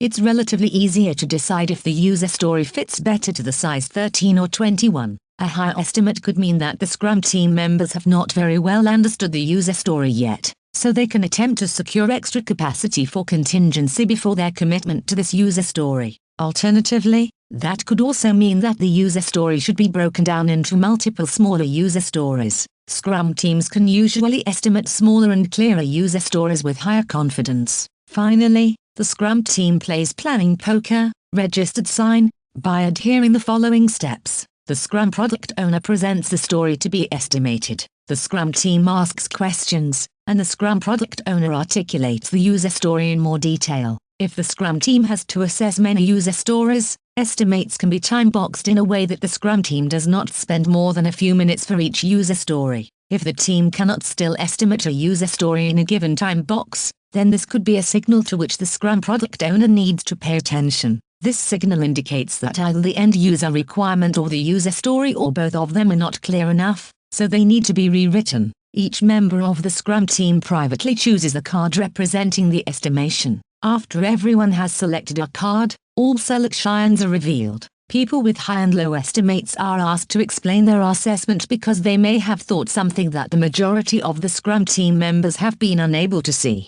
Another estimation is done for this particular user story until the team reaches a consensus for an estimate. The Scrum team repeats the game until they estimate all user stories. Planning poker, registered sign, is a registered trademark of Mountain Goat Software, LLC. Definition of done, DOD. In the Scrum framework, the factors which define when a feature is complete and when it meets the required quality standards are set by definition of done, DOD. As it was clarified before in this material, DODs specify the expected outcome in terms of functional and non-functional requirements, design, coding, unit testing, end-user validations, documentation, and so on. DODs are defined in the levels of both user stories and tasks. DODs of user stories focus on functional and non-functional client requirements, whereas DODs of tasks focus on the desired working activities from the Scrum team members. The Scrum team is not allowed to close the user stories, and obviously, the tasks that do not fulfill their DODs. Definition of done, DOD, is used to decide whether a user story from the sprint backlog is complete or not. DOD is a comprehensive checklist of required activities to ensure that only truly completed features are delivered, not only in terms of functionality but in terms of quality as well. The norms which a Scrum team uses to define DODs may vary from one team to another, but it must be consistent within a given Scrum team. There are usually different DODs at various levels. DOD for a project product, in the project goals, DOD for a release, in the release goals, DOD for a sprint, in the sprint goals, for a user story, in the user story, for tasks, in the task. One more essential thing to keep in mind here is that a DOD is neither static nor indisputable. During the course of a project, a release, or a sprint, a DOD can be challenged by anyone from the Scrum team or other business and IT stakeholders. As long as the proposed changes of a DOD make sense and they're brought up to bring the project to success, the Scrum team and the Scrum product owner should be open-minded to listen to those proposals and implement them when and where necessary. The Scrum product backlog, Scrum backlog, or Scrum product backlog is the central element to manage all of the known requirements of a Scrum project. It consists of all customer requirements and work results that are needed to execute and finish a successful project. As requirements, you count functional and non-functional requirements and other features related to user experience and user interface design. The product backlog contains feature requests and their high-level user stories. These can also include prerequisite or complementary project requirements such as building test and development environments. Moreover, other user stories required to resolve known bugs or reduce technical debt or improve certain software features have also their places in the product backlog as well. Every Scrum project has its product backlog. The Scrum product owner is responsible for the creation, maintenance, and fine-tuning of a product backlog. The product backlog doesn't and shouldn't answer the question of how these requirements will be developed and delivered. That's the duty of the Scrum team. The Scrum team decides and documents the required tasks to address these requirements in sprint backlogs. Note that product backlog and sprint backlog are physically separate entities, although entries in the product backlog drive the contents of the sprint backlog. The owner of the Scrum product backlog is the Scrum product owner. The Scrum Master, the Scrum team, and other stakeholders contributed to build a broader list of user stories to bring the product to success. Working with a Scrum product backlog does not mean that the Scrum team is not allowed to create and use other artifacts to manage work. Examples for additional artifacts could be a summary of the various user roles, workflow descriptions, user interface guidelines, storyboards, or user interface prototypes. However, note that these artifacts do not replace the Scrum product backlog but complement and detail its contents. The product backlog is a living document. Similar to how the software incrementally improves, the product backlog grows in time as well. The Scrum framework doesn't require a separate change management process per se. The Scrum product owner creates the first versions of the product backlog based on his best initial understanding of the product, while the Scrum product owner closely observes how the product emerges from sprint to sprint, and while the knowledge about clients' requirements augments, he or she adds, removes and fine-tunes requirements in the product backlog. The Scrum product owner prioritizes requirements in the product backlog. The more priority an element in the product backlog has, the more details it should contain, so the Scrum team can easily make sense of these high-priority requirements and create the required tasks to build them. Furthermore, by using story points, the Scrum team regularly estimates the requirements in the product backlog. These estimations should be fine-tuned and improved for high-priority user stories to make them ready for sprint planning meetings. The Scrum product owner uses the Scrum product backlog during the sprint planning meetings to introduce the highest priority user stories to the Scrum team. The Scrum team then determines which items they can complete during the upcoming sprint. Each Scrum product backlog has specific attributes that differentiate it from a simple to-do list. A user story in the Scrum product backlog always adds a business or technical value to its client,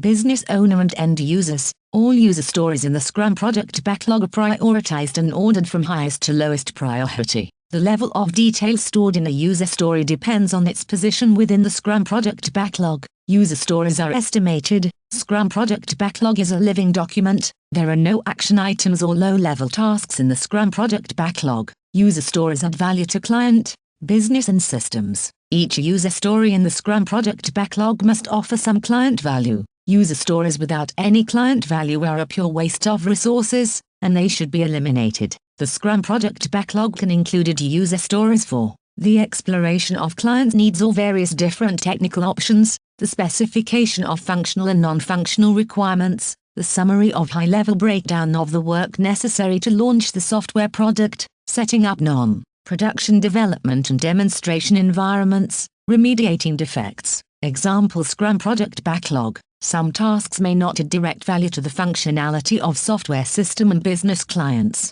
Nevertheless, they should add value by increasing quality, reducing technical debt, and increasing maintainability of the product during the long run. Product backlog is a living document. The Scrum product backlog is a living document. It changes and evolves throughout the entire course of a project. If needed, new user stories are added, existing user stories may be altered, defined in more detail, or even deleted. Requirements of Scrum projects are no longer frozen early on like we used to have them with the waterfall methodology. Instead, the final set of requirements within the Scrum product backlog are developed iteratively, together with the emerging software increments. That is different from traditional requirements engineering. Still, this new way of handling client requirements allows the Scrum team to maximize client value and minimize waste of resources. Different level of details. The requirements in the Scrum product backlog can have varying depths with their granularities. Only those requirements that will be implemented during the next few sprints should be defined with greater detail.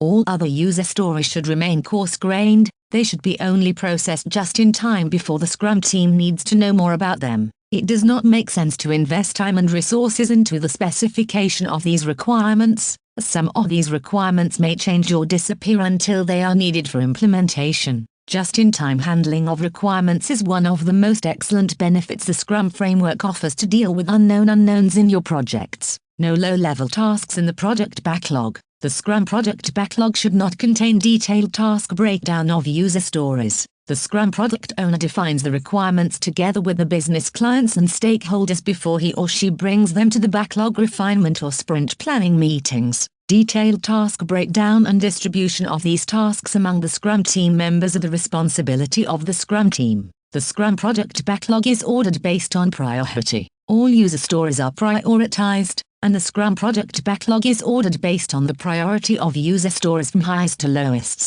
The Scrum product owner performs the prioritization with the support of the Scrum team. During this prioritization exercise, the added value created for the business of the client, costs, risks, and dependencies are the most common factors which are taken into account by the team. Thanks to this prioritization, the Scrum product owner can decide what the Scrum team should subsequently build and deliver. All user stories are estimated. All user stories within the Scrum product backlog have to be estimated according to the agreed norm of story point units such as Fibonacci number or SML, XL, etc. More about this comes later in this material. These estimations then impact the capacity planning of sprints, contents of sprint backlog, and release plans. Working with the backlog, the Scrum product backlog needs regular care and attention. It needs to be carefully managed because it's the source of truth to understand what your software product is all about. At the beginning of a project, it's filled with a lot of high-level stories that may or may not be highly relevant to contribute to the success of the project. While the project progresses from one sprint to another, the Scrum product owner and the team learn more about the project. Subsequently, the contents of the Scrum product backlog will become perfectly reasonable to reflect your product better. After this initial setup, the Scrum product backlog has to be continuously maintained. The maintenance of the Scrum product backlog stands for, as new requirements are discovered, they are described and added. Existing requirements can be changed or removed as appropriate. Ordering, prioritizing, the Scrum product backlog. The most important, highest priority, user stories are moved to the top, preparing the high priority user stories for the upcoming sprint planning meetings, usually during backlog refinement meetings. Estimating the user stories in the Scrum product backlog, usually during backlog refinement meetings. The Scrum product owner is responsible for making sure that the Scrum product backlog is always in good shape, and yet maintaining the Scrum product backlog is a collaborative process. A reasonable capacity of the Scrum team members should be reserved for managing the Scrum product backlog for the time they need to spend during Scrum rituals, events. Furthermore, note that this collaborative maintenance of the Scrum product backlog helps to clarify the requirements and create spine of the emerging software product from the Scrum team members. The sprint backlog. The sprint backlog stores and maintains user stories required to deliver the shippable software increment of a sprint. These user stories are the ones the Scrum team committed during the sprint planning meeting. All user stories in the sprint backlog are estimated to enable the monitoring and tracking of the work. The sprint backlog is a living artifact, and during the course of sprint, the Scrum team members continuously update it. When a Scrum team member works on a task, his or her name is associated with it. The status of the task is set to started tasks or work in progress. When the task is completed according to its definition of done, its status is set to done or completed. New tasks, not new user stories, can be added to the sprint backlog during the sprint. At the end of every day, the remaining effort to deliver the full sprint backlog is calculated. This helps the Scrum team and the Scrum product owner to monitor the remaining amount of work to bring the sprint goals to success. The sprint backlog can be kept electronically by using a Scrum project management software or spreadsheet software such as Excel or Google Sheet. Alternatively, for smaller and new teams, cards or post-its glued on a real physical board can be used too. The latter has some advantages such as transparency of work and easy access for everyone, including the stakeholders. Its downside is that it's not sustainable if the Scrum team is distributed over multiple locations. The figure below shows a sample of how such a sprint backlog board can be built. The structure should be adapted to reflect the needs of the project and the Scrum team. A sample sprint backlog board. It's evident that for a Scrum team to work productively, they need to understand the difference between a product backlog and a sprint backlog, and how these two elements interact to execute forward the project. Remember that there is a complete list of user stories from the product backlog, and now, a small subset of this list is being moved to sprint backlog to accomplish the goals of the sprint. During the sprint planning meeting, all members of the Scrum team should discuss what tasks must be done and how these tasks will be completed. It's at this point that each item on the sprint backlog is broken down into tasks or steps that will be taken to complete the committed user stories. All of this must be clearly communicated and agreed upon, so the Scrum team members have an unmistakable consensus about what is coming in the sprint and what it takes to accomplish its goals. What is a sprint? In the Scrum framework, all activities to implement the requirements happen during sprints. Sprints are cycles of work activities to develop shippable software product or service increments. Sprints are also sometimes called iterations. You think about sprints as if they're micro-projects. As the term sprint implies, a sprint doesn't take long, and it's maximum for 4 weeks. Sprints are always short, usually between 2 to 4 weeks, but depending on the reliably foreseen amount of work or for exploration sprints, a 1-week-long sprint is also typical. With the approval of the Scrum product owner, a Scrum team may need an exploration sprint to investigate new technology, build a mock-up or a proof of concept. Different from a running race, at the end of a sprint, the Scrum team shouldn't be out of breath and power. Instead, the Scrum team should be fresh, and they should energetically start the next sprint. The Scrum software development and delivery framework has nothing to do to create pressure and stress for its team members. It's a well-known fact that people perform best when they can work focused, relieved, and undistracted. If it's applied correctly, this is what sprints help us accomplish. Every sprint starts with a sprint planning meeting. During the sprint planning meeting, the Scrum team decides what and how many requirements they will implement in this given sprint. Subsequently, the Scrum team starts the execution of activities to deliver requirements. Daily Scrum meeting, happens every day at the same time in the same place. The goal of this meeting is to align all members of the Scrum team regularly. Scrum team members can also ask help from the Scrum Master to remove any impediments which may potentially slow down or block the progress of a sprint. The Scrum team finalizes a sprint with sprint review and sprint retrospective meetings. The sprint review meeting enables the Scrum product owner to review and control the work results the Scrum team has created during the sprint. During the sprint retrospective meeting, the Scrum team reflects the way they work together, how they use the Scrum framework, and how they can improve. So the Scrum team jointly takes these improvement potentials and feedback into account during the next sprint planning meeting. Sprints enable such feedback loops during short periods with small batch sizes of work. That's one of the significant reasons why and how the Scrum framework helps teams and organizations to improve themselves continuously. Sprints are cycles of work activities to develop shippable software product or service increments. Scrum Burn-Down Chart.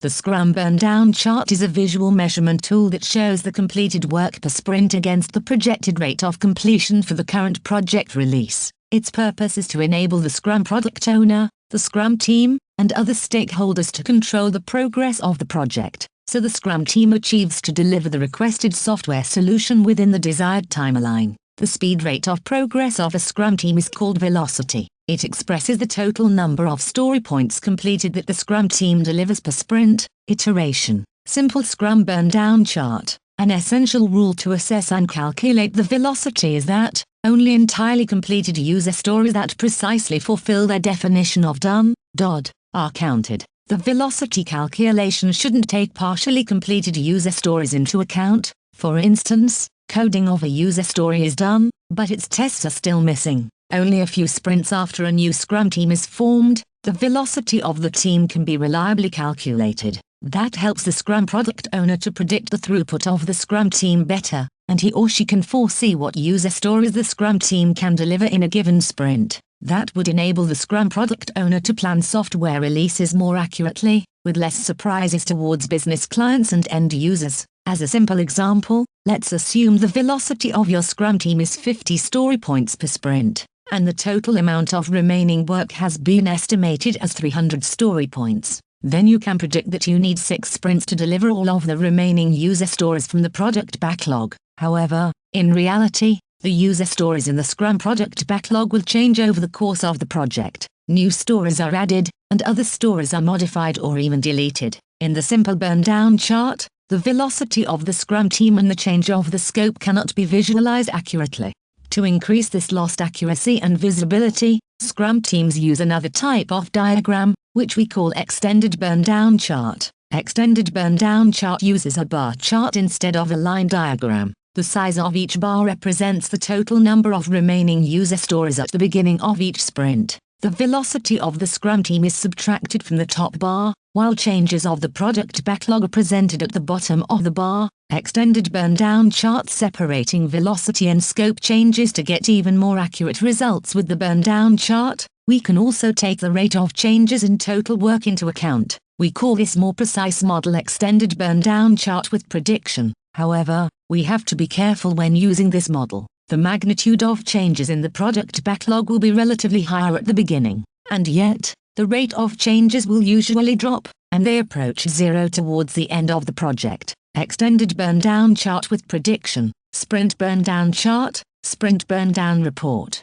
The sprint burn-down chart, sprint burn-down report, visualizes the progress within the sprint towards reaching the sprint goal. It enables transparency and actionable progress data about the actual performance, burn-down rate of the Scrum team. That allows the Scrum product owner and the Scrum team to easily monitor how the sprint is going. Thanks to this overview delivered by the sprint burn-down chart, the team can predict if the sprint goal can be accomplished until the end of the sprint on time. Otherwise, the Scrum Master and the Scrum team should consider and implement other measures to speed up the execution of the remaining tasks and user stories in the sprint backlog. In the sprint burn-down chart, the initial sprint backlog defines the start point for the remaining efforts. Every day the remaining effort which needs to be completed until the end of the sprint is summed up, and it's logged on this graph. It's worthwhile to remember that, while a new Scrum team is forming, the performance is often not as good as how the ideal burn-down rate envisioned it. That usually happens due to wrong estimates or unforeseen impediments that have to be removed to bring the Scrum team on full speed. Sprint burn-down report chart. Sprint planning meeting. During the sprint planning meeting, the Scrum team builds a viable sprint backlog,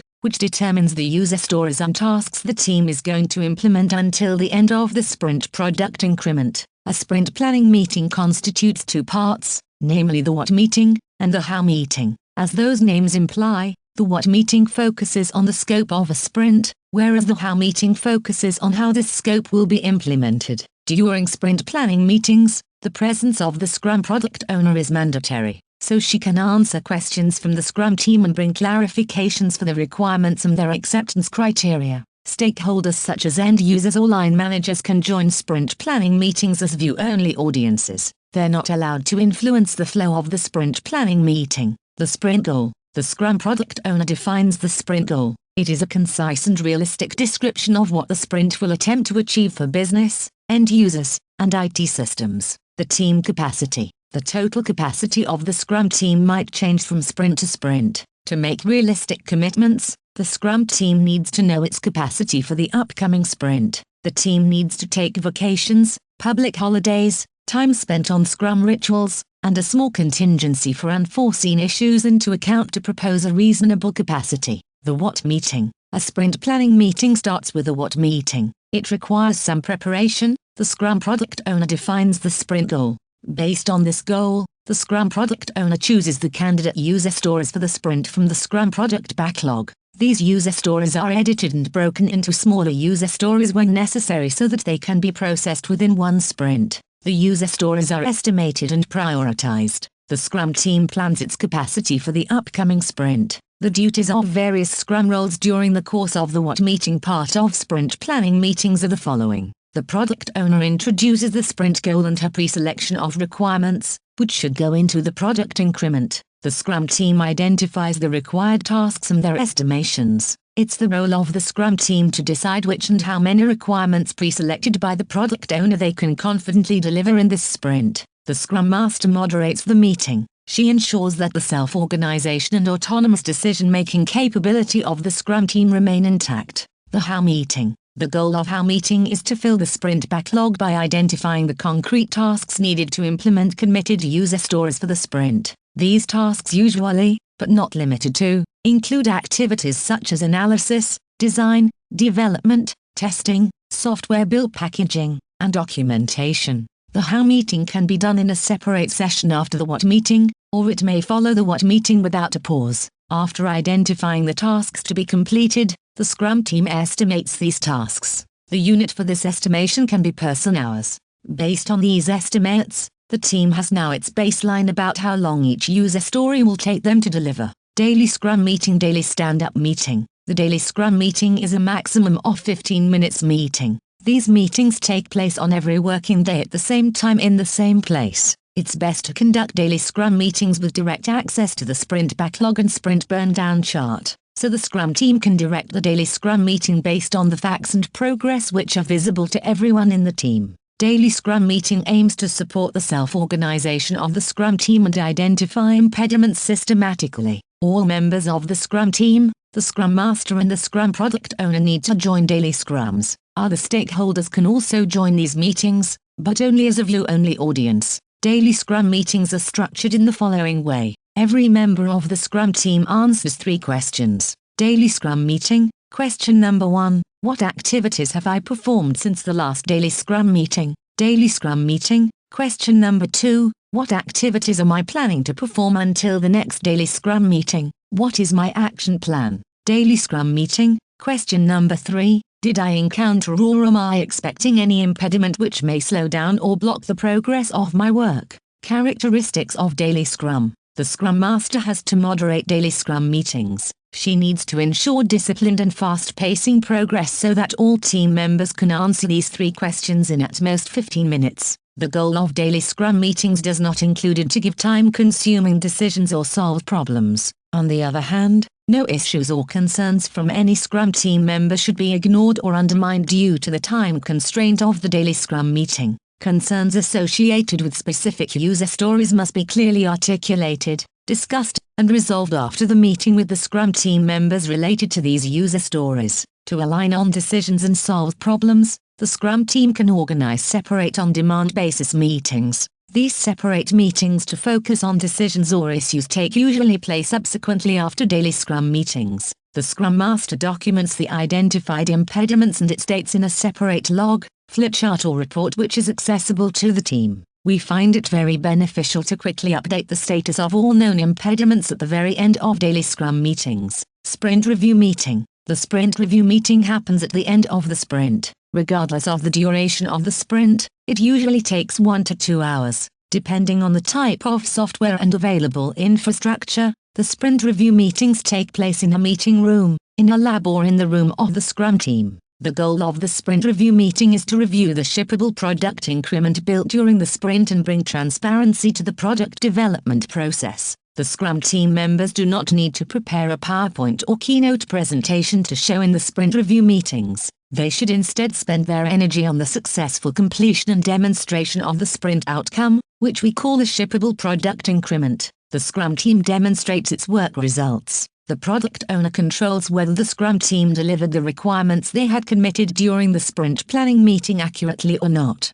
The sprint review meeting enables the product owner to inspect the current status of the product and adapt the goals of the subsequent sprint. Therefore, sprint review meetings are another way of formal and practical application of inspect and adapt. Participants of the sprint review meeting are the Scrum team, the Scrum product owner, the Scrum master, optionally all other stakeholders such as end users, clients, business representatives can join sprint review meetings. In sprint review meetings, everyone is allowed to deliver their feedback about the demonstrated product increment. In this way, the Scrum team has the opportunity to get unfiltered and direct input from stakeholders for whom they're building the software. Sprint retrospective meeting. The goal of the sprint retrospective meetings is to improve the teamwork of Scrum team members and the application of the Scrum process. The sprint retrospective meeting happens directly after the sprint review meeting, and it closes the sprint. Therefore, sprint retrospective meetings led to an increase in productivity, the performance of Scrum team members, and the quality of engineered software. The sprint retrospective is an integral part of the inspect and adapt process. Without this meeting, the Scrum team will never be able to improve its overall throughput, and they cannot focus on the improvement of team performance. Remember this, what you focus on is what becomes better. A sprint retrospective meeting is virtually a mini post-mortem to define improvement potentials and remove process-related obstacles. Some examples of such improvement potentials that we frequently see in our projects are adoption of Agile software development practices such as extreme programming, XP, or test-driven development, TDD, identification of new team norms and principles, or increased availability of the Scrum product owner. Without exception, the Scrum team conducts sprint retrospective meetings at the end of every sprint. Only in this way, these meetings enable the Scrum team to systematically adapt and improve their use of the Scrum process to the specifics of their project. Scrum grooming, backlog refinement, meeting. Scrum backlog refinement, grooming, meetings aim to keep the product backlog up to date, so the product backlog reflects the best know-how and understanding of the Scrum team about the ongoing Scrum project. Scrum backlog refinement meetings can happen on demand or scheduled basis up to 2 times a week, 30 minutes each session. The Scrum team, the Scrum product owner, and the Scrum master participate in these meetings. During Scrum backlog refinement, grooming, meetings, the participants fine-tune the product backlog with the following actions. Add new user stories based on newly discovered requirements. Remove user stories which are no longer required for the product. Fine-tune estimates of user stories. Update priorities of user stories. Split giant user stories into digestible smaller user stories, and prioritize them accordingly. Here are our other suggestions to improve the outcomes of backlog refinement meetings. Ensure cross-team participation, which means you identify the dependencies as early as it is possible. Size user stories correctly, which means all user stories can result in a shippable product increment within one single sprint. Prioritize user stories, which means you deliver immediate value to end users, enable quick wins, and make them happy. Estimate like a pro, which means you obtain actionable inputs for reliable release planning. Identify dependencies, which means you pull required teams and resources on board to make your project a success. Uncover risks, which means you avoid tedious surprises during the later stages of your project. Scaled Scrum Framework, distributed and large Scrum projects. The Scrum Framework, as described so far, works best for a single Scrum team in one location. However, in reality, a singular Scrum team often cannot implement a project entirely, or the team members have to spread over multiple locations. As a consequence, the number of teams has to increase with various distributed teams. In many instances, we have also been observing that those teams are distributed in geographically distant locations or continents. There are numerous reasons which motivate organizations to distribute their teams across different locations. Technical reasons: some know how to build separate components of the software are not locally available in the headquarters. Expertise reasons: some capabilities related to the execution of different software engineering activities are not locally available. For instance, test automation, user interface design, or integration of in-house software to the software of other vendors can require experts outside the headquarters. Size-related reasons: the project takes more people on board to deliver it to its clients in a predefined timeline. If this is the case, then the project organization will need more members than it can conceivably fit one single Scrum team. so the Scrum team has to be distributed. Business-related reasons, use of human resources from lower-cost locations or enabling the continuity of work by using engineers from different time zones could build a good business case. As communication is an integral part of the Scrum framework, all Scrum team members should pay attention to overcome the challenges to deal with working within a distributed project environment. Furthermore, all team members should have access to communication tools, including audio-video conferencing and screen sharing tools. These commonly used project management tools support teams to enable healthy and continuous communication. Those can include product backlogs, sprint backlogs, incident lists, knowledge news sharing tools, and so on. Project organization, multiple teams. The simplest way of expanding the Scrum framework while working in a larger scale project setup is to increase the number of teams in the same location. If multiple teams need to work together to implement a project, it is best to grow the number of teams progressively. What does this mean to you? Multiple teams in a single location. In most organizations, progressive growth is more manageable than launching 10 different new teams in one go. The best practice is to start with a single Scrum team. After a few successful sprints, 1 or 2 additional Scrum teams can join the project. Once you ensure that these multiple Scrum teams work together well, you can keep on adding further Scrum teams to your distributed project organization, increasing the number of teams. There are 2 typical ways of creating new Scrum teams. You split an existing Scrum team into multiple teams and add new Scrum team members where and when necessary. You construct a new Scrum team from completely different engineers who haven't involved the project so far. Splitting an existing Scrum team has the advantage of leveraging the Scrum team members who are already knowledgeable and who have already experienced with the ongoing project. Therefore, those new teams are usually at least at some degree productive as soon as they're formed. The major drawback of this scenario is that the existing and fully functional Scrum team has now been split into 2 teams. That could always cause some issues with the motivation of Scrum team members, especially if those changes are happening without an in-advance announcement and justification from senior leadership, and when the team members are mentally and technically unprepared. When adding completely new teams, these already existing teams can continue with their sprints without any interruption and extra integration effort. However, it will take longer to build up the necessary know-how and momentum to ramp up the entirely newly formed Scrum teams. Independent from the decision on how you add new Scrum teams to your organization, bear in mind the following principles. Start with a small number of Scrum teams, increase the number of teams gradually, ensure the continuity of work and smooth delivery of software and business value during the times of change and growth. If there are significant problems that hinder productivity and continuity of work, first focus on fixing them rather than the expansion with new Scrum teams. Project organization, distributed teams. The major complexity of multiple teams manifests itself when the new Scrum teams have to be distributed over various locations. Communication barriers between people, coordination difficulties of work, and misunderstandings of joint project norms across teams are only a few of many when it comes to mentioning this complexity. Multiple teams in multiple locations. The consequences of not addressing these challenges are severe. Companies have to count billions of dollars of wasted IT budget because of the lack of their skills in organizational leadership and scaled Scrum expertise. There are 4 critical suggestions for you to cope with these challenges. You ensure that new Scrum team members are trained in the Scrum framework as a scaled Scrum expert. You ensure that new Scrum team members are introduced to the project adequately, so they have a proper understanding of what they're serving for, not only technically but also from a professional business value point of view, so they can make decisions in their work to increase the value of their contribution. You ensure that the project norms are established, similar to a single Scrum team, which has its norms of how to communicate, how to plan, how to get the work done. A multiple project team organization should have its higher level norms too,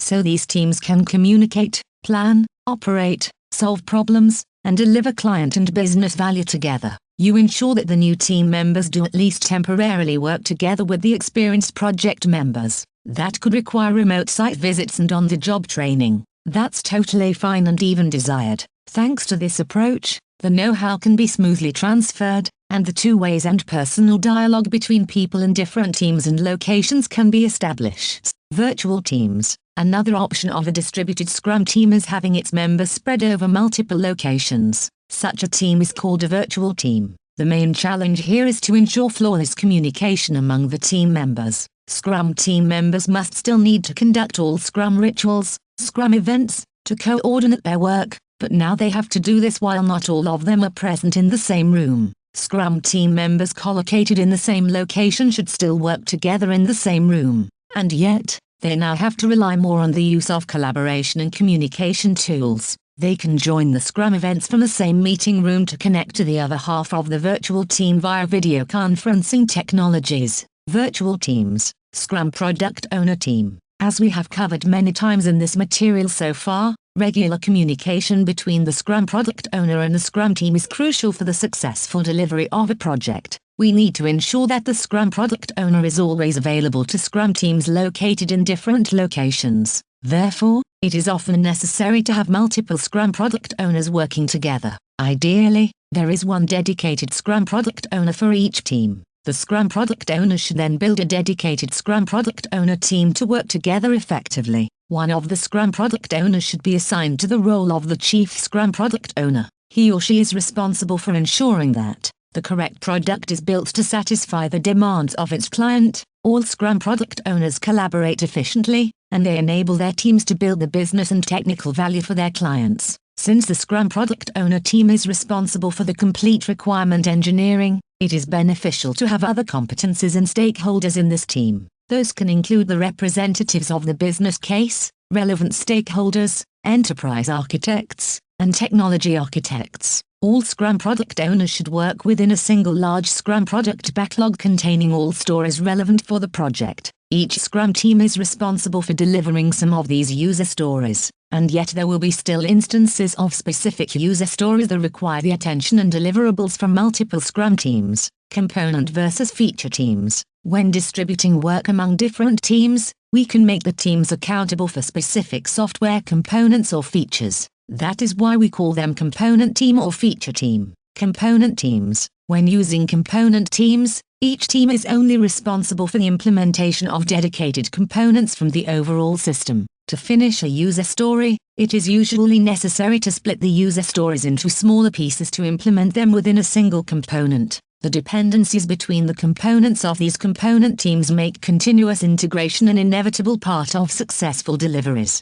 Thus, a feature cannot be usually delivered within a sprint because its implementation depends on the deliverables from user stories of other teams. That results in increasing batch sizes and lead times of ongoing, not yet integrated work. That doesn't sound so good, because Scrum teams should target delivering shippable software increment in smaller batch sizes and shorter lead times. The advantage of component teams is that they make it easier to focus on and build expertise about architectural and design details of particular components. That could be massively beneficial for components that require discovery and innovation. On the other hand, the members of component teams do only specialize in individual components of the whole system. They could lose their bird-eye view and business necessity of features. Scrum Product Owner Team. Keep in mind that our clients do not compensate us to deliver components, but features with which they will execute their businesses. Without this relentless focus on features, overall optimization and integration of software might take extra time. Since decisions of component teams tend to optimize single components, those decisions can construct invisible bottlenecks for the success and performance of the overall solution. Component teams. Feature teams. Feature teams are fully responsible for the implementation of user stories as they're specified within the product backlog. The teams do no longer need to be divided for various components. Each feature team is responsible for delivering a fully functional feature and a business value associated with this feature. Members of feature teams possess cross-functional skills. They act as autonomous as it is possible to deliver fast. The advantage of feature teams is that the team maintains the system knowledge, and this makes it easier for them to integrate their features with the rest of the system. However, for feature teams, it may become more challenging to build sufficient know-how about components. Furthermore, bringing up an autonomous feature team that can deliver fast and independently takes time, as building an interdisciplinary functional team is not that easy. And yet, these are the high-performer teams which get the job done in most organizations, probably including yours. Feature teams. How do we choose component teams versus feature teams? In practice, most of the large organizations use both dedicated component teams and feature teams too. Team C, On the chart is a component team. It provides planned and on-demand infrastructure services to other teams that functions feature teams. Team C does not directly implement end-to-end user stories per se. They deliver the requirements of the user stories committed by the feature teams. That allows the minimization of the number of qualified people in feature teams with the know-how of those components. Component and feature teams. The Scrum Master in the distributed project environment. In a distributed project environment, the role of the Scrum Master is even more essential. In those project configurations, there will be extra effort required to align the teams on the values of the Scrum framework. It will take longer to establish individual team and project norms, standards, which influences numerous teams. Last but not least, there will be many impediments due to the increased number of dependencies between teams and their deliverables. One important rule to bear in mind is that the Scrum Master should physically locate where his or her team is. Otherwise, it will be almost impossible for the Scrum Master to remove the impediments for his team, to establish their norms, and to help them to improve their use of the Scrum framework. The best practice is to have a lead primary Scrum Master to guide the overall use of the Scrum framework across multiple teams. In other unit Scrum teams, which form the larger Scrum organization, someone should be acting as a local Scrum Master too. Scaled Scrum framework, multi-team coordination and planning. Scrum of Scrum. After having seen the last chapter of this course, the next logical question in your mind could be how you do coordinate those different Scrum teams, so they'd work together efficiently. That's a fair question, and we have attempted to cover this answer too. Scrum of Scrum meetings. Scrum of Scrum meetings resemble daily Scrum meetings, and yet, here during Scrum of Scrum meetings, the focus is not the work of individual Scrum team members, but the Scrum teams themselves. Scrum of Scrum meetings do take place every day, and they are limited, time-boxed, to 15 minutes too. And yet depending on the complexity of the project, especially during its early stages while Scrum teams are just forming, these meetings can take 30 to 60 minutes. That's totally fine as well. Each team sends out one of its Scrum team members, usually its local Scrum Master, to participate in Scrum of Scrum meetings. And yet, the teams can also choose to rotate their representative daily or weekly basis depending on their discretion. Each participant from a team answers the following 3 questions. What did the team do yesterday? What is the team planning to do today? Are there any impediments to hinder or slow down the progress of the team? These answers should obviously cover the user stories and interdependencies, which impact other teams too. The Chief Scrum Product Owner and the lead Scrum Master can jointly moderate Scrum of Scrum Master meetings. Alternatively, one of them can take over the moderation duty of these meetings, or they can choose to rotate this duty among themselves as well. Common Sprint Review Meetings. Common Sprint Review meetings with the participation of all Scrum teams are not mandatory, but they could be very beneficial. Note that Common Sprint Review meetings do not replace Sprint Review meetings the Scrum team conduct locally. The participants of Common Sprint Review meetings are the delegates from Scrum teams and all their respective Scrum product owners. The Scrum teams can also rotate their delegates based on their preferences. The lead primary Scrum Master carries the responsibility of moderating a Common Sprint Review meeting. Common Sprint Review meetings enable all Scrum teams to demonstrate their shippable product increments to the Chief Scrum Product Owner and all other Scrum product owners. In this way, the Common Sprint Review meetings fulfill 2 purposes. All Scrum teams are now aligned about the current status of the overall project. All Scrum teams collect feedback for their work, and they have the chance now to take this feedback into account while they do their upcoming sprint planning meetings. Common Sprint Retrospectives. Similar to Common Sprint Review meetings, Common Sprint Retrospective meetings are not mandatory, but they could be very beneficial. Note that Common Sprint Retrospective meetings do not replace Sprint Respective meetings the Scrum team conduct locally. The participants of Common Sprint Retrospective meetings are the delegates from Scrum teams. The Scrum teams can choose to rotate their delegates based on their discretion. Common Sprint Retrospective meetings are led by the lead primary Scrum Master. These meetings aim to find out and act on improvement potentials about how the larger Scrum project organization uses the Scrum framework. All issues which require the attention and collaboration of multiple Scrum teams to resolve should be highlighted in these meetings. Their paths towards resolution need to be planned, scheduled, and followed up. Multi-team planning. The global Scrum product backlog. When working with multiple teams, it is essential to manage a global Scrum product backlog, which contains the user stories of all Scrum teams. The Chief Scrum Product Owner could govern the global Scrum Product Backlog,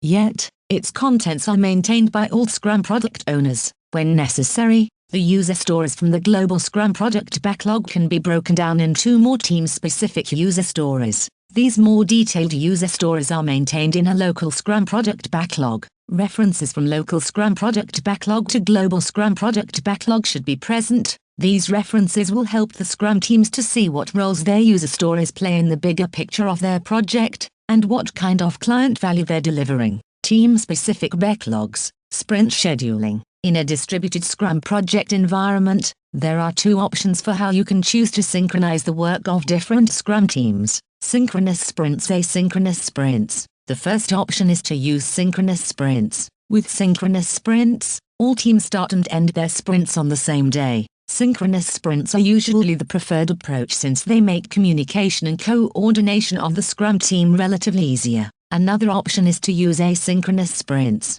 With this option, the sprints do not start and end on the same day. Using asynchronous sprints has the advantage that not all Scrum rituals of individual Scrum teams must take place on the same day, so it makes for the Chief Scrum Product Owner and other Scrum Product Owners possible to participate sprint planning, sprint review, and sprint retrospective events of other Scrum teams and support them when they're asked to do so. Synchronous sprints. When one team provides services to other teams, asynchronous sprints bring an additional advantage. Asynchronous sprints. Here is a great scenario to clarify this, which was depicted on the above sketch. The work of Team A, supplier team, needs to be integrated into the deliverables of Team B, master team. With the help of asynchronous sprints, Team A can close its sprint before the Team B does. So, Team B, master team, can pick the deliverables from Team A, supplier team, and integrate them into their work before they close their own sprint. Effort estimations. All Scrum teams within the distributed Scrum project environment need to use the same unit Fibonacci numbers or shirt sizes, etc., to conduct their estimates. Similarly, the global Scrum product backlog should adhere to this agreed unit of effort estimations too. Special attention needs to be paid for the estimates of component teams. Components teams do usually provide services for the user stories of feature teams. Therefore, they should be getting the necessary support and clarifications during their own sprint planning meetings and estimations. Scrum release planning. The goal of a release plan is to visualize high-level planning for multiple sprints, usually between 3 to 12 sprints, also called product increments. A release plan becomes the guideline that reflects expectations from a Scrum team about which features will be implemented, in what order and when these features will be implemented. The release plan also serves as a benchmark to monitor and control the progress of a project. A release plan serves as a target for actual deployments of software in IT production systems in two ways. Deployment of milestone deliveries to create business value for the client before the project is complete. These milestone deliveries cover a subset of client requirements agreed by the Scrum product owner, client, and business stakeholders. Deployment of final delivery, which includes all known demands and feature requests from the client and business stakeholders. Before a release plan is created, the following artifacts and information need to be taken into account: a prioritized and estimated Scrum product backlog, the measured velocity of the Scrum team. The velocity is estimated, or its value should be extrapolated from the past similar projects if the Scrum team is just forming. Success criteria imposed by clients such as schedule, scope, provided human resources allowed by the project budget. Since a release plan is heavily associated with the product backlog, the Scrum product owner governs and maintains the release plans. Depending on the demands and priorities of the clients, a release plan is created to satisfy one of these three goals: feature-based release planning, database release planning. Feature-based and database release planning. The most typical: feature-based release planning. What we know: velocity of the Scrum team, features we want to deliver. What we don't know: how long do we need to deliver these features. For feature-based release plans, the sum of user story points of requested features within a release is divided by the team velocity. That is going to reveal the number of sprints required to complete a milestone delivery or final delivery of the product, and we make the release plan accordingly. Release plan for a feature-driven project. Database release planning. What we know: velocity of the Scrum team, the date we want to deliver. What we don't know: what features can we deliver until the deadline. Release plan for a date-driven project. For date-based release plans, we multiply the team velocity by the number of sprints we have until the release date. That is going to reveal the estimated total number of user story points the Scrum team can deliver until the release date, and we make the release plan accordingly. Feature-based and date-based release planning. What we know: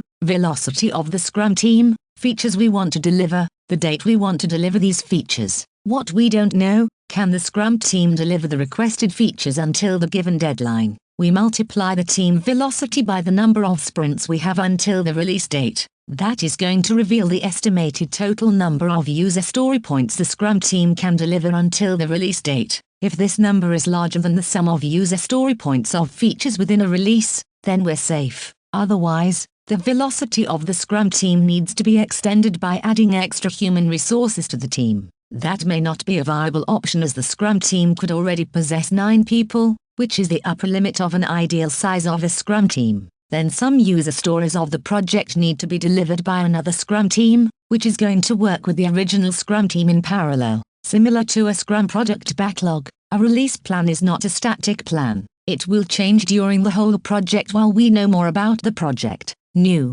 removed, modified user stories, and the respective changes of their estimates will influence the release plans as well. Therefore, the release plan should be revisited and refreshed at regular intervals. Next steps for the pursuit of growth. The life you want, the marriage you want, the family that you want, is going to be fueled by the business you build. Russell Brunson, author and CEO of ClickFunnels, How to Guarantee Your Position as a Successful Entrepreneur. I feel that it's now my job to inspire you to actually implement and execute what you have learned from this program. Let's face it, the big, vast economy is not going to accommodate you with more opportunities and more business without you taking some serious initial steps. The economy most likely doesn't even know you exist. Up until now, you only operated as a small part of it, or you're just getting started. The government is not going to bail you out on your difficult days, and they certainly are not going to help you to advance and conquer on your entrepreneurship journey while you are setting yourself free. Something tells me that you didn't pick up this program because you are comfortable or satisfied with where you're in your career and business. Chances are you want to change or improve your career, build a side hustle, increase your level of flexibility and independence, or you want to simply have much security and more available options in life and business. Otherwise, you wouldn't have finished this program. Taking the time to pick up this program and study it suggests that you truly do want to do something different. For this, I acknowledge and congratulate you. Well done to you on getting this program. I applaud you for starting it and even more for finishing it. Now, if you want the world to give you a standing ovation, put lessons in it to work. Interestingly, one of the most effective ways of perfecting these disciplines is to help others attain success and implement these actions themselves. When people with common goals and motivations come together, they tend to learn faster and become a support system for one another. So gather a group of like-minded and highly driven people who refuse to live by the norms of the mediocre. Assemble a group to discuss this program and brainstorm it with you. Ask your family, friends, and other like-minded entrepreneurs to make this program as a team. Then help one another apply and commit to using the actions. Hold one another accountable to these commitments. This is the game, and it's the most fun game that I've ever played. You now started getting the skills you need to start building your empire or make it bigger. During this journey that we've been on together through this program, we've covered a lot of things, but there are still a lot I am going to provide you. Everything you've learned in this program is literally the same thing we would discuss and do with you if one of my SkillFront advisors or I had a chance to fly to you and sit in your office. You now have access to the skills that will unlock the path of success in your business and ultimately in your life. You have just learned what took me a decade to discover and master. Tony Robbins often talks about how reading a book is like taking a decade of someone's life and compressing it down to a day. My entrepreneurial journey hasn't been all sunshine and roses. There have been many ups and downs, and I fought hard to learn all these skills in this program you have in your hands, and all other programs we have released, and we're going to release. It is my honor and privilege to be able to share them with you. I still remember the excitement as I learned each of these skills and used them for the business for the first time. Whenever I meet someone talking about our programs and skills they are learning from SkillFront, I get slightly jealous about how much fun it would be to rediscover all these skills. At this moment, you just officially became our latest SkillFront entrepreneur. I hope that you had as much fun learning as I did when I started my own journey. We will end this program now, and we will be happy to serve you again with another program. If you want to get up-to-the-minute ideas, keep yourself informed about other SkillFront programs like this one, follow our pages on LinkedIn, Facebook, Twitter, and Instagram. P.S. Don't forget, you're just one skill away. Thanks for learning with the SkillFront. I want to thank you for taking the time with our program. We hope you enjoyed studying this lecture as much as we had enjoyed while we were creating it. It would be our greatest pleasure if we managed to help you to learn a thing or two, which will guide you on your own exciting entrepreneurship journey. This program is a playbook. Don't just study it once and go on with business as usual. Keep it handy and refer to it often. Having these tactics and using them hand in hand will give you strategies to grow your business and career geometrically. And with that, thank you so much once again, and I wish you all the success you can dream of. Yeliz Obergfell, SkillFront. What's coming next? If you want to get up-to-the-minute ideas, keep yourself informed about SkillFront programs like this one, follow our pages on LinkedIn, Facebook, Twitter, and Instagram. SkillFront. Our web address, www.skillfront.com.